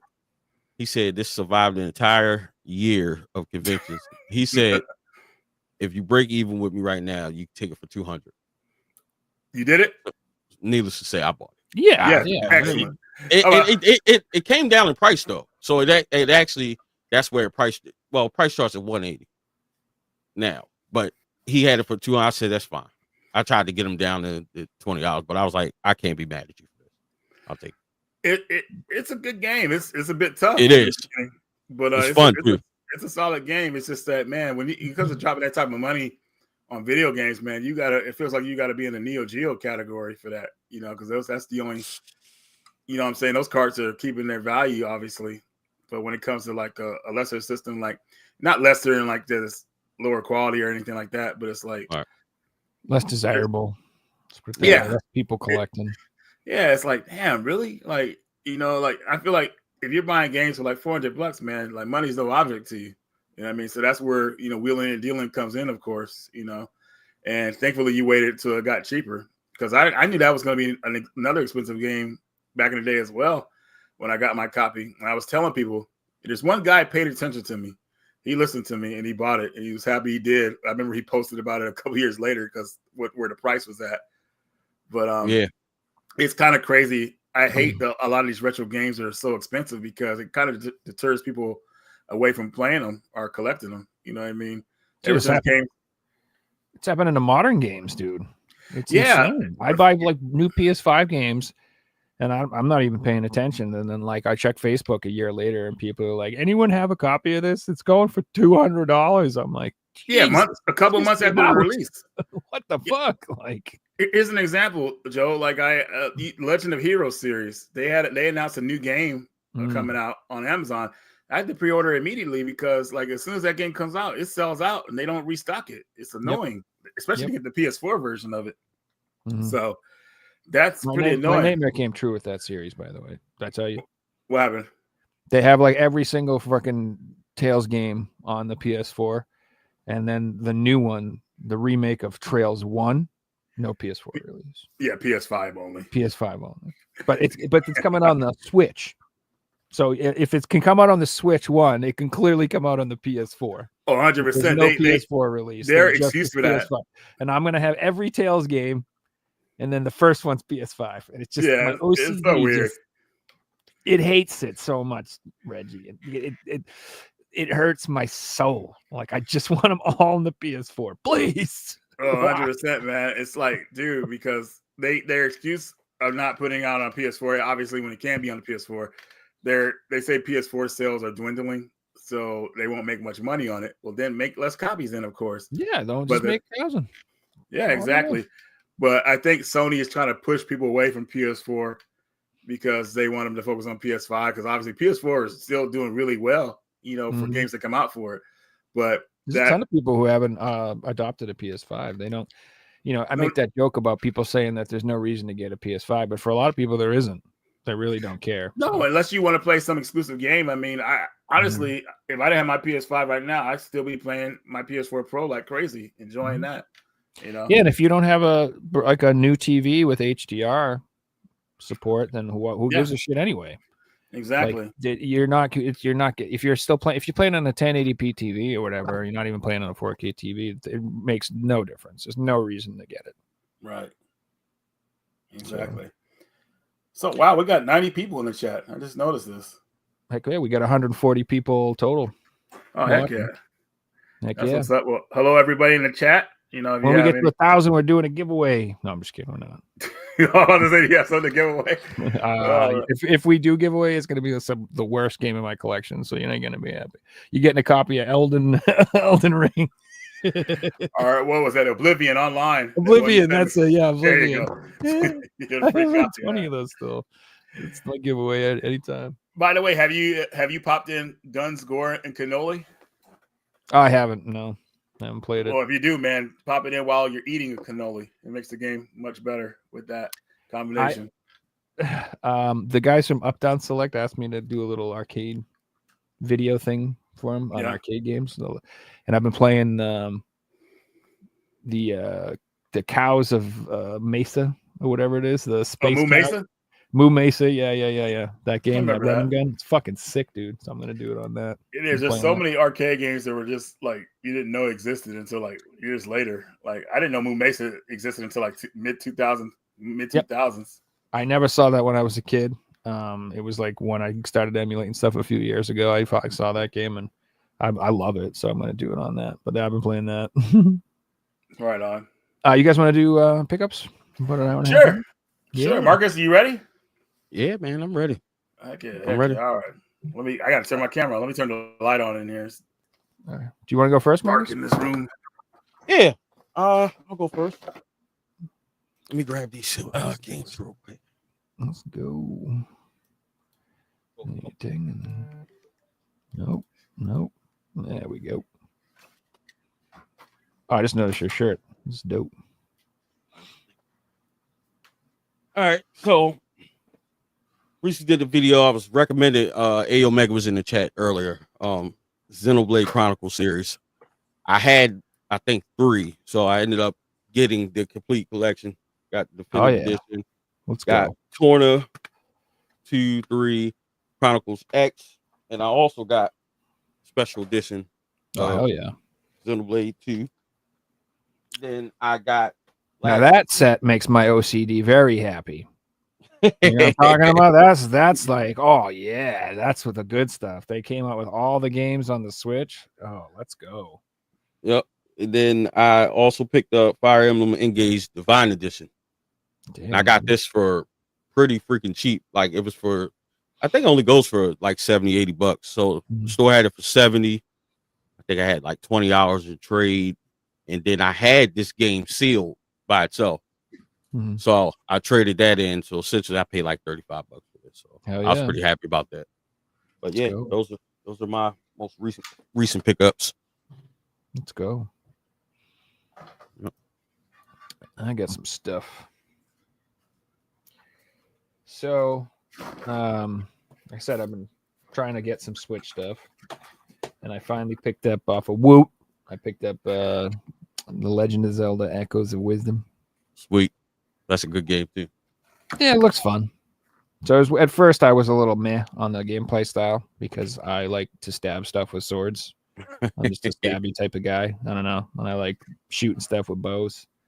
It's more my alley. But it looks fun. And the graphic, I'm a sucker for the 2D Zeldas. Those are my favorite. I like, some people prefer the 3D ones, but I am a 2D guy for sure. And it's got that like charming Link's Awakening vibe thing that they did.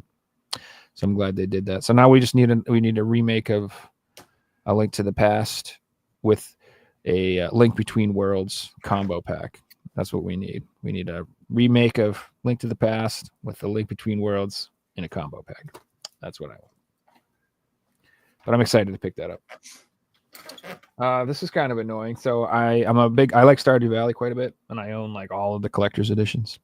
And so Fangamer announced that they had a new deluxe edition that they came out with. So I ordered that from their site. Sweet. And I got it, and it's pretty cool, but I'm a little disappointed because they shipped it like shit, and it's like crushed. I don't know if you could see, but that whole side of the box is completely fucking crushed. So if I display it this way, it looks nice, but it's all shit on this side. So that annoys me. And what pisses me off, it's like it was in a bubble mailer, and then they wrapped it in this weird piece of cardboard. But like the cardboard, it did absolutely nothing to protect it. It was like they just put a big strip of cardboard and taped it all up. And I'm like, that's not going to do anything. Like a box has walls and sides. Yeah, it was USPS that did that. And you know what? It probably was you son of a bitch. You owe me a new game. No, I'm just kidding. I just wanted to get this. And also, I believe this has, I don't know if it's the most up-to-date version of the game that's available on PC, but this is the most up-to-date version that they released on a cart. I think it's got at least version 1.5, maybe 1.6 on it or something like that. So I wanted that because I do want the most updated version of the game. And I have the other collector's edition, so this will look nice with them. So I have 3 collector's editions, deluxe edition type shits for this game now. So I'm obsessed. So I also picked up Fairy Tail 2 on the PS5. Koei Tecmo RPG. It was on sale on either Amazon or Woot or something like that for like $30. So I figured that was a good price point to pick it up for a rare RPG. The first game only came out on PS4, so I need to pick that up. But they also came out with a PS4 version of this game as well. So if you do want to get both of them on the PS4, you can. But I'm not like super into this. It's like a game based on an anime series. I've heard they're decent. They're not like the best games, but I've heard they're pretty fun. So I figured $30 for a JRPG. Good deal. Let's go. I also picked up this game here, Dollhouse Behind the Broken Mirror. So this is a sequel to the original Dollhouse game that came out on the PS4. These are like AA horror games. They're not like super fancy, super expensive games. They're like a cheaper one games, but they're decent. They're fun. This is a Sedesco. Yeah. So Sedesco, they're like kind of like Atlas in the way they're not like a low print company, but they typically they don't do like a huge print runs of their games. And like they're not available at all retailers. Like when I went to buy this, like this is another one of those where like it was only available on GameStop's website. It's like the only place I could find a copy of this. And I have to say, I'm impressed. I bought a new game from GameStop, and it was actually new when it showed up. It actually came sealed from GameStop. I was amazed. Nice. So I think the rule with GameStop is if you buy a game from them new and you buy it from them the week the game releases, you might actually get a new copy. But if you wait any longer than that, if you order one new, and it's been a month since that game's been out, you're getting an open motherfucking copy. But I was super happy. So yeah, Dollhouse.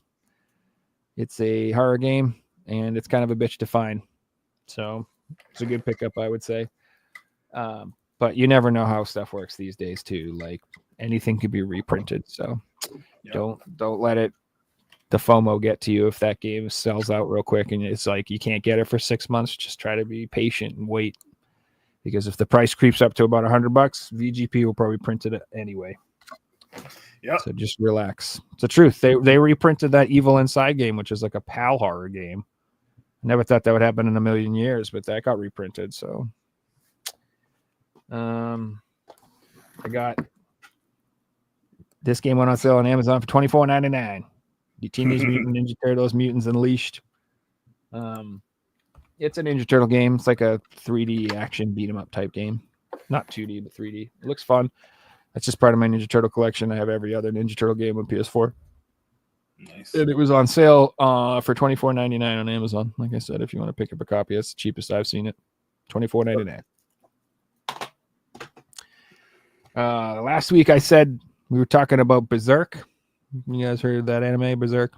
Oh yeah. And I admitted on the show that I've actually never seen the 2016 version.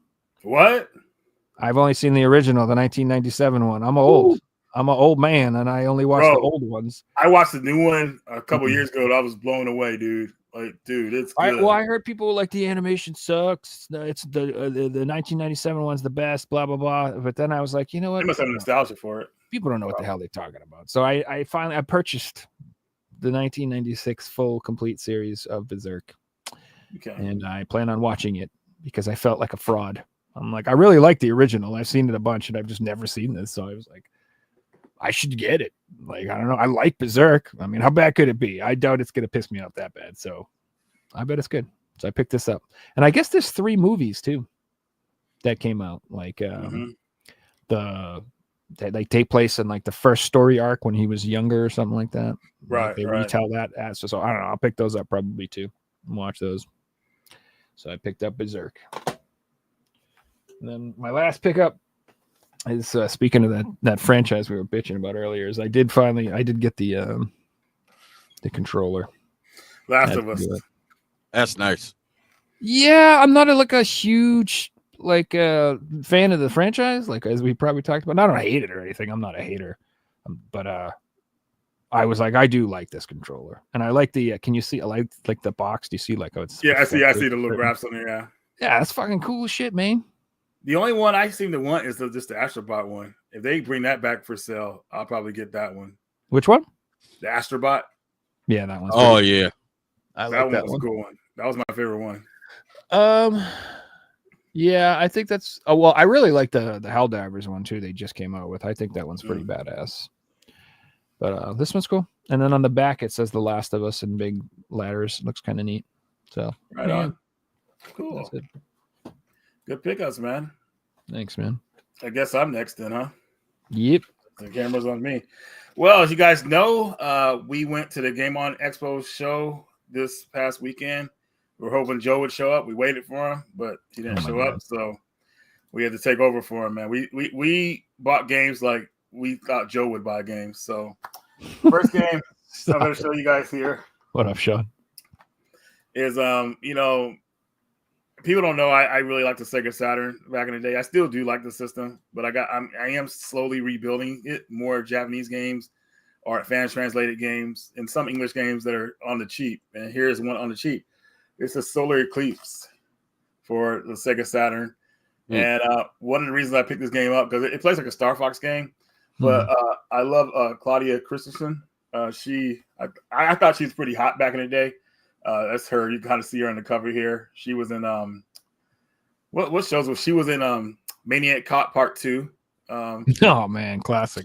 That's a classic, dude.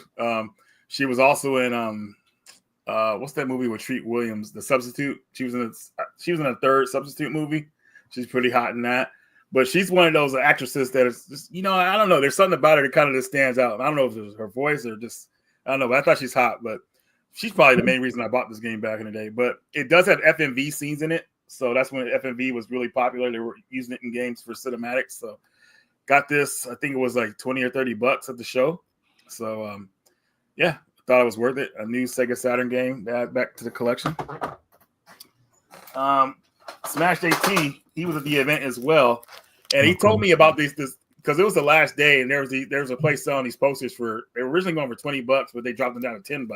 They're trying to make those last sales. And he showed me this Metroid one. I was like, dude, that's badass. It goes from the 8-bit to the freaking like how she looks on Prime. Oh, that's sick. So sorry, there it goes.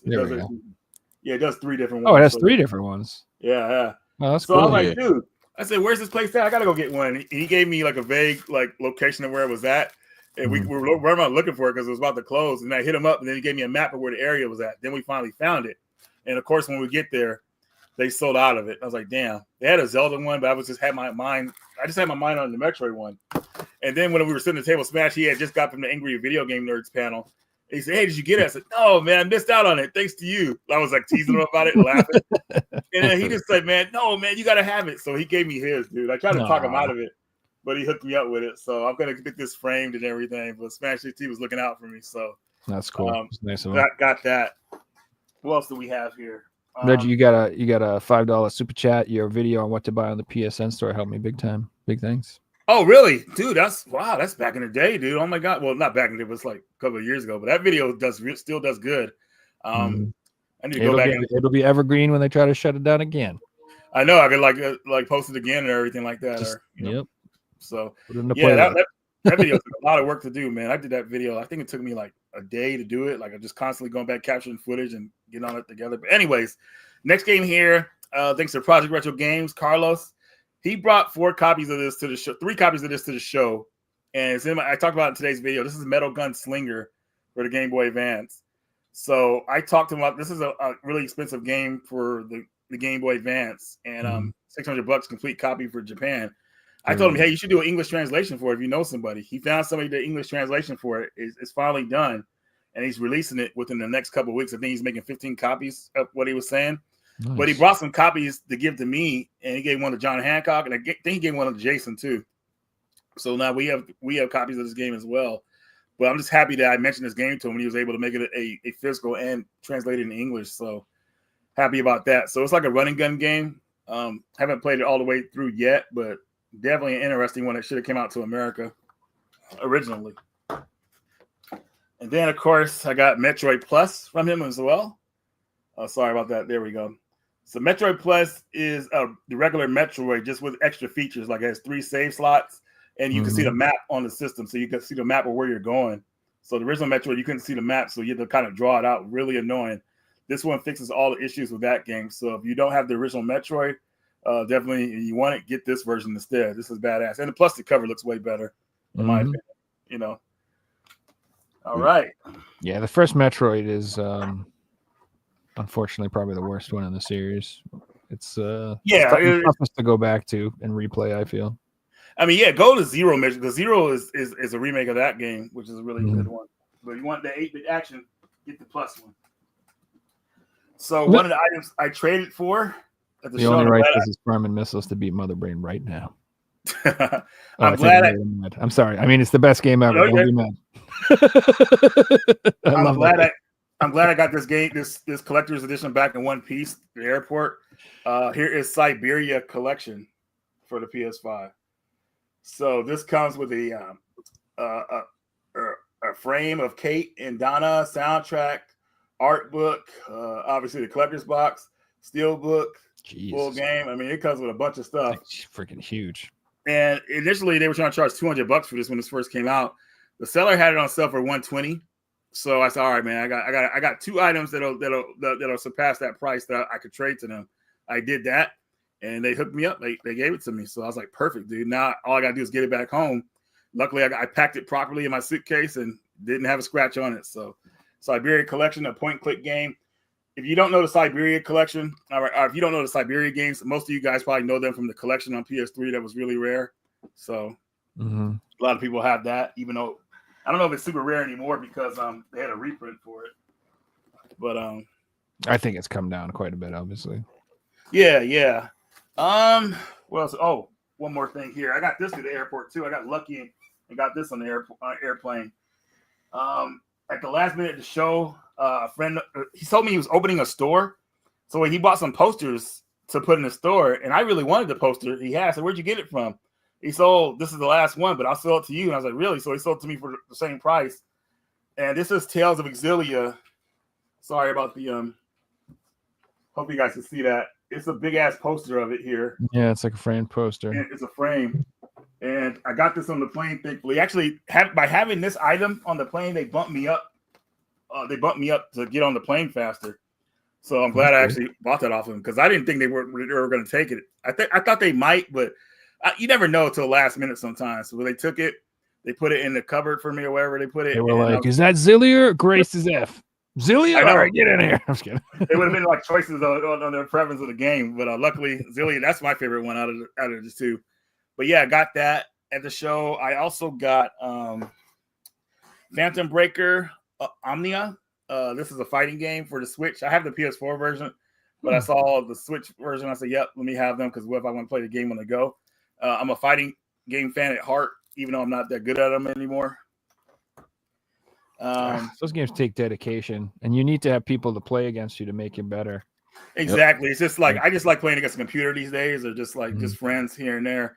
And then we have Bramble for the Switch. They had that there. Oh, that's cool. So $20. I was like, what? Well, no, it's actually 15 because I always ask, like, if you buy a bundle, you get stuff a little bit cheaper or whatever like that. So now I can play the game on the go. And this game was creepy. I think I beat it. Me and Jason, I played it at his house. He was stuck on one of the bosses, and we actually beat the boss. And the boss he was stuck on was this woman right here. She's annoying in the game. Oh my God, such an annoying boss. But yep, happy to have this.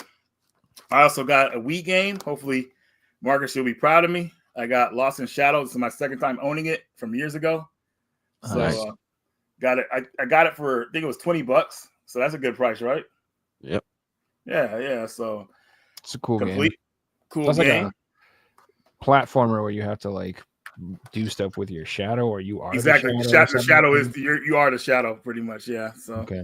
then we got one of the best Ratchet and Clank games. I thought this was going to be the last game in the series, but Into the Nexus, sealed. So I got to break the seal on that one. So that'd be cool. What else we have here? Moving right along. I just was replaying the Ratchet and Clank series on PS2. Oh, really? Yeah, I wanted to go through and play some of the old games again. I was just like thinking, I'm like, I just want to play something fun. The Size Matter one is actually pretty good too. The PSP one that came to PS2, that was hilariously good. They're all fun. They're just fun games. Like every once in a while, I don't know. I played that Bang on Balls game, and I was really fun. And then I played. I just beat that High on Life game, which was hilarious. That was a lot of fun. And I'm like, I just want to keep rolling. I want to play games that are fun. I don't want to play anything that stresses me out right now. I don't know how to pronounce this game, but I always call it Bunjai Guy. I don't even know how to pronounce it, but Bujinjai Lost City? Yeah. You do already, huh? Forsaken City, sorry. That's a cool ass game, dude. Yeah, I picked that up like 6 months ago, something like that. Yeah. I bought it when it first came out years ago, and I did not appreciate it, man, because it just didn't pull me in. But now, I have a better like a taste for it now, and this version here didn't come with a manual, but I felt like this is a good price to pay for it. So I bought this game, and I'm looking forward to trying it out again. I love playing PS2 games that I never got all the way into, because now, that my gaming tastes are different now. I could kind of get into something like that. So happy to have that for cheap. I also got an insane move set in that game. Really? Mm-hmm. Yeah, it's like for a PS2 action game, it's surprisingly deep. Heck yeah, dude. I haven't beaten it or anything. I played it for a couple hours, but it was complicated. I know that.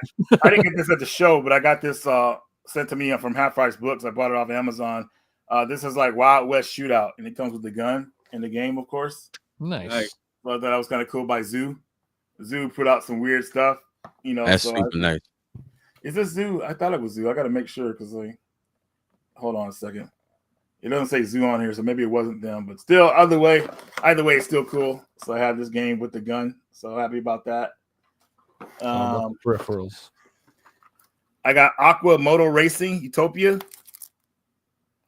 I wanted a jet ski game. So I said, yep, let me go ahead and get this because I love Splashdown and Wave Race. So you don't see games like that really being made these days. So this hopefully it doesn't play like a mobile game. I feel like this game was a mobile game. Then they say, hey, let's put this on the Wii, make some money. But we'll see how it goes. Yeah, I still need to get that Kama Jet ski. Kamagawa Jet Girls. Yeah, I love that. I gotta get that Everybody else will act like they didn't like it, but it looks fun. Looks good. The courses are fun in that game. Yeah, they're great.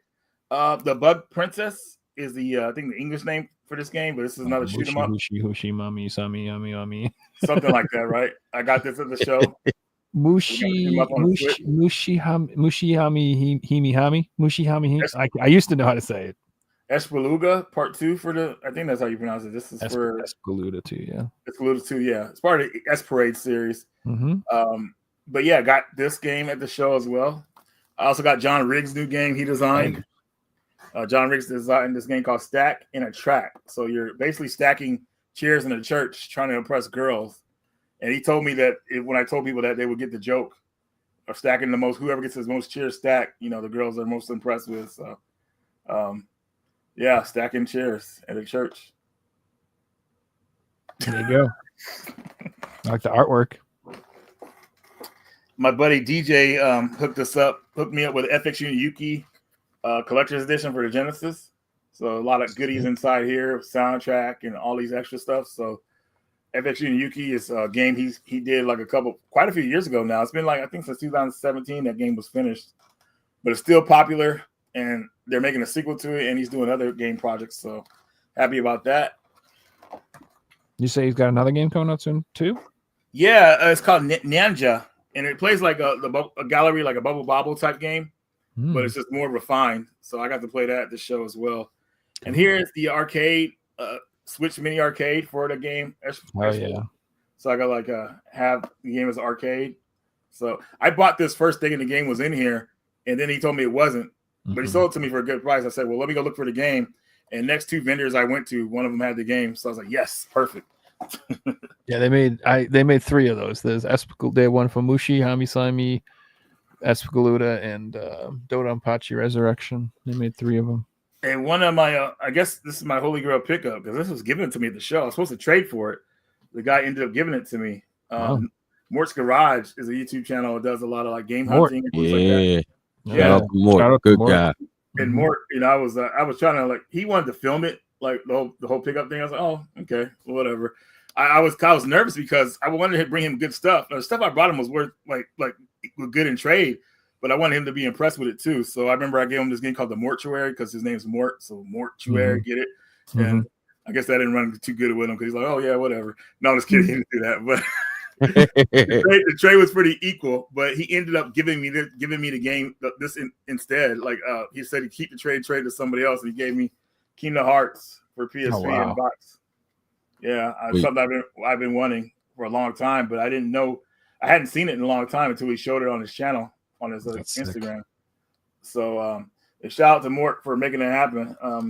Because we were gonna trade, but he wasn't interested. He's no, man, go ahead and keep it, man. So I was like, that's awesome, dude. So that is it's weird having it happen to me when I do that for other people, like hook them up, whatever like that. I don't expect it to happen to me, but when it does, I'm like, wow, dude, that was insane. So yeah, Mort was looking out for me the whole time. He played a trick on me. But I think this is probably the best Kingdom Hearts game next to the first one. I didn't really care for Kingdom Hearts 2, but the PSP one is actually really good. But I think one of these days I might get that Kingdom Hearts collection for the PS4 with all the games. I was just looking at those the other day because I've never played those games. And everybody's like, Kingdom Hearts are I've heard people say it's in their top 5 games of all time several times from lots of different people. So I'm like, maybe I've just written those off because to me, I'm like, how could they possibly be? They got fucking Goofy in it from Disney. How could it possibly be? But got those licenses together. Yeah, I get it. Like it's really weird to have them all together. But everyone says it's amazing. So they are. It just took a bit to get to the story, man, because the story was convoluted, man. Like the way they do the spinoffs and everything. It's like, dude, just get to the meat of the story so we can move on. So Yeah, it's pretty weird, but like to have all those games on one collection, that'll be nice, and I think I'm going to do that. So because they are making Part 4. If you remember, they put a trailer out for Part 4. Yeah, they put a trailer out for Part 4. That's why Final Fantasy Rebirth got delayed for so long, because they were doing that game. Okay. Ooh. And that's all I got. That's all I'm going to show, at least. No, that's plenty, man. It's good shit. Yeah, definitely. But yeah, Kingdom Hearts is one of those games that, like, not that I wrote it off, but I was always like, I don't know. It doesn't really interest me, but the more I've seen it and the more people have recommended it, I'm like, okay, maybe I'm just wrong and I need to reconsider. I just looked at a news article. It says Kingdom Hearts 4 was announced 3 years ago today. 3 years ago. When did 3 come out? Has it been 3 years since 3 came out? Wait, did I say 4 or 3? 3 already came out. No, I meant to say Kingdom Hearts 4 was announced 3 years ago today. Yeah, and I'm just curious. Like, I feel like maybe I don't know. It feels like 3 just came out yesterday, but it's probably been 5 years. It kind of does, yeah. That's like everything these days. It's like I'm like yesterday was 10 years ago. I don't know what happened. I don't know how it happened. It's just Kingdom Hearts 3 was announced like right before COVID. I remember not announced, but came out a little bit before that time. So that's probably why it seems like it was just yesterday. Yeah, time just is different than it used to be. But yeah. So final verdict, Switch 2. I'm getting it day one. What about you, Reggie? You holding off? Yeah, I could wait for it like it's third or fourth year. What about you, Marcus? Day one? Absolutely. Yeah, me too. You getting the Mario Kart bundle or the regular one?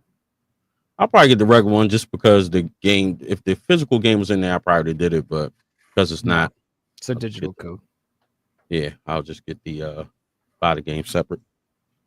So this is the first time I think I'm going to get the digital code because I just feel like this Mario Kart world is going to have DLC content, like 100%. Sure. And the original kart's not going to have any of that. Like right now I have a Mario Kart 8 Deluxe, and then I have the better version with all the DLC on it. So now I have 2 versions. I wish these cards could like have upgrades on them so they would stay on there. Oh, that's what I wish. I wish that you could download and it would write it to your cart. Mm-hmm.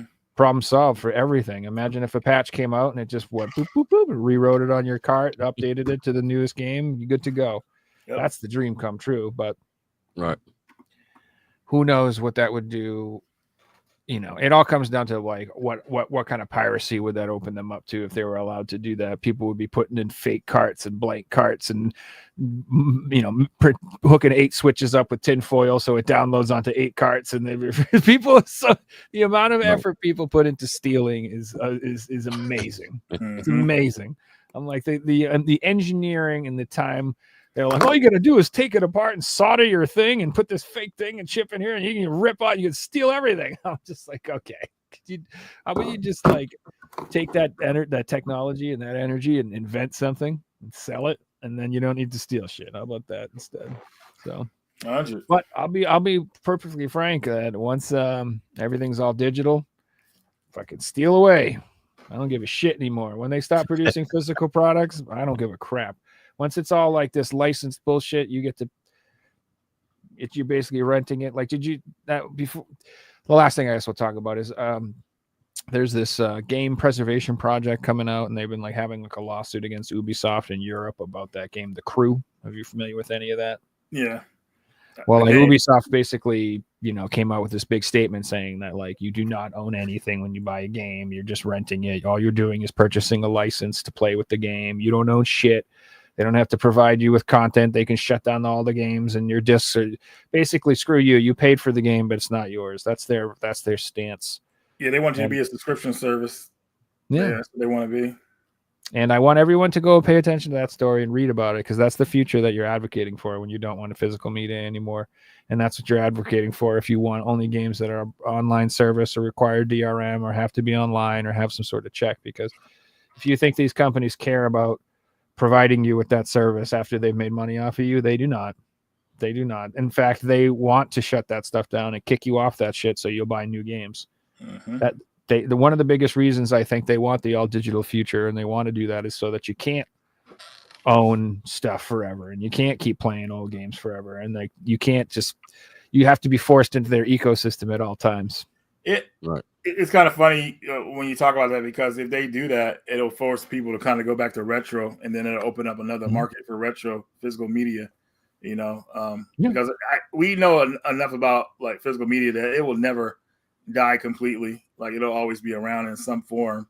Oh yeah, people will just kind of like go to that. Like what I look at with Evercade, and of course companies like Limited Run. They're going to keep it around forever somehow. I mean, but it won't be as mainstream as it was possibly, but it'll still be here. So they'll never take it away from us. Never. So.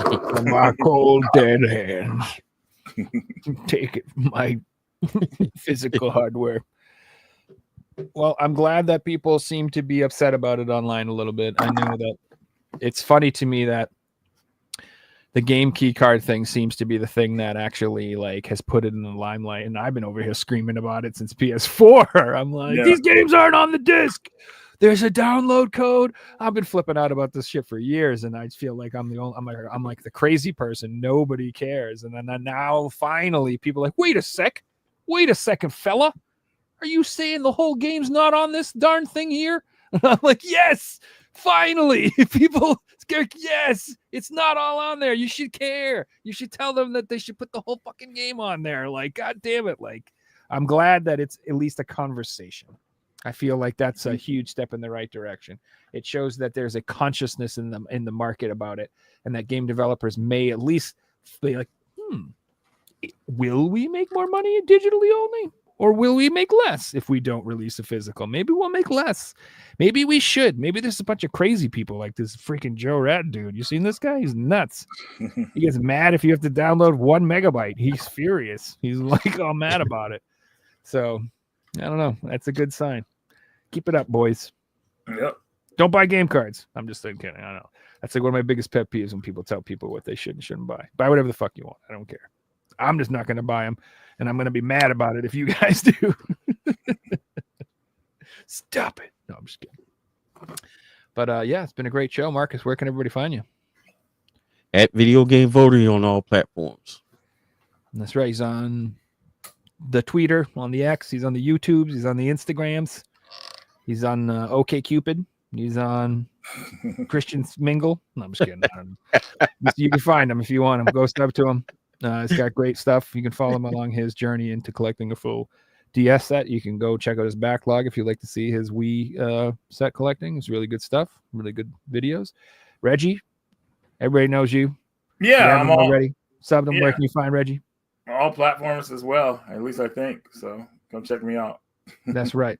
Best videos if you guys want to know hidden gems, cool new games, random pickups, stuff that might be desirable in the future. He's always putting out videos. The content never ends. And then me, I don't do anything. I'm lazy. I just do this show once a week. So if you like the show, you can sub to my channel and watch me there. We do episodes typically every Thursday. Sometimes we do them different days of the week, depending on the needs of the guests. Next week, we have the gentleman from Up Down Select joining us. We have Ken and Rad Bash coming back on the show. So that should be pretty fun. And yeah, hope to see you guys next week. Thanks for watching. Hope everybody has a great night. Later, everybody.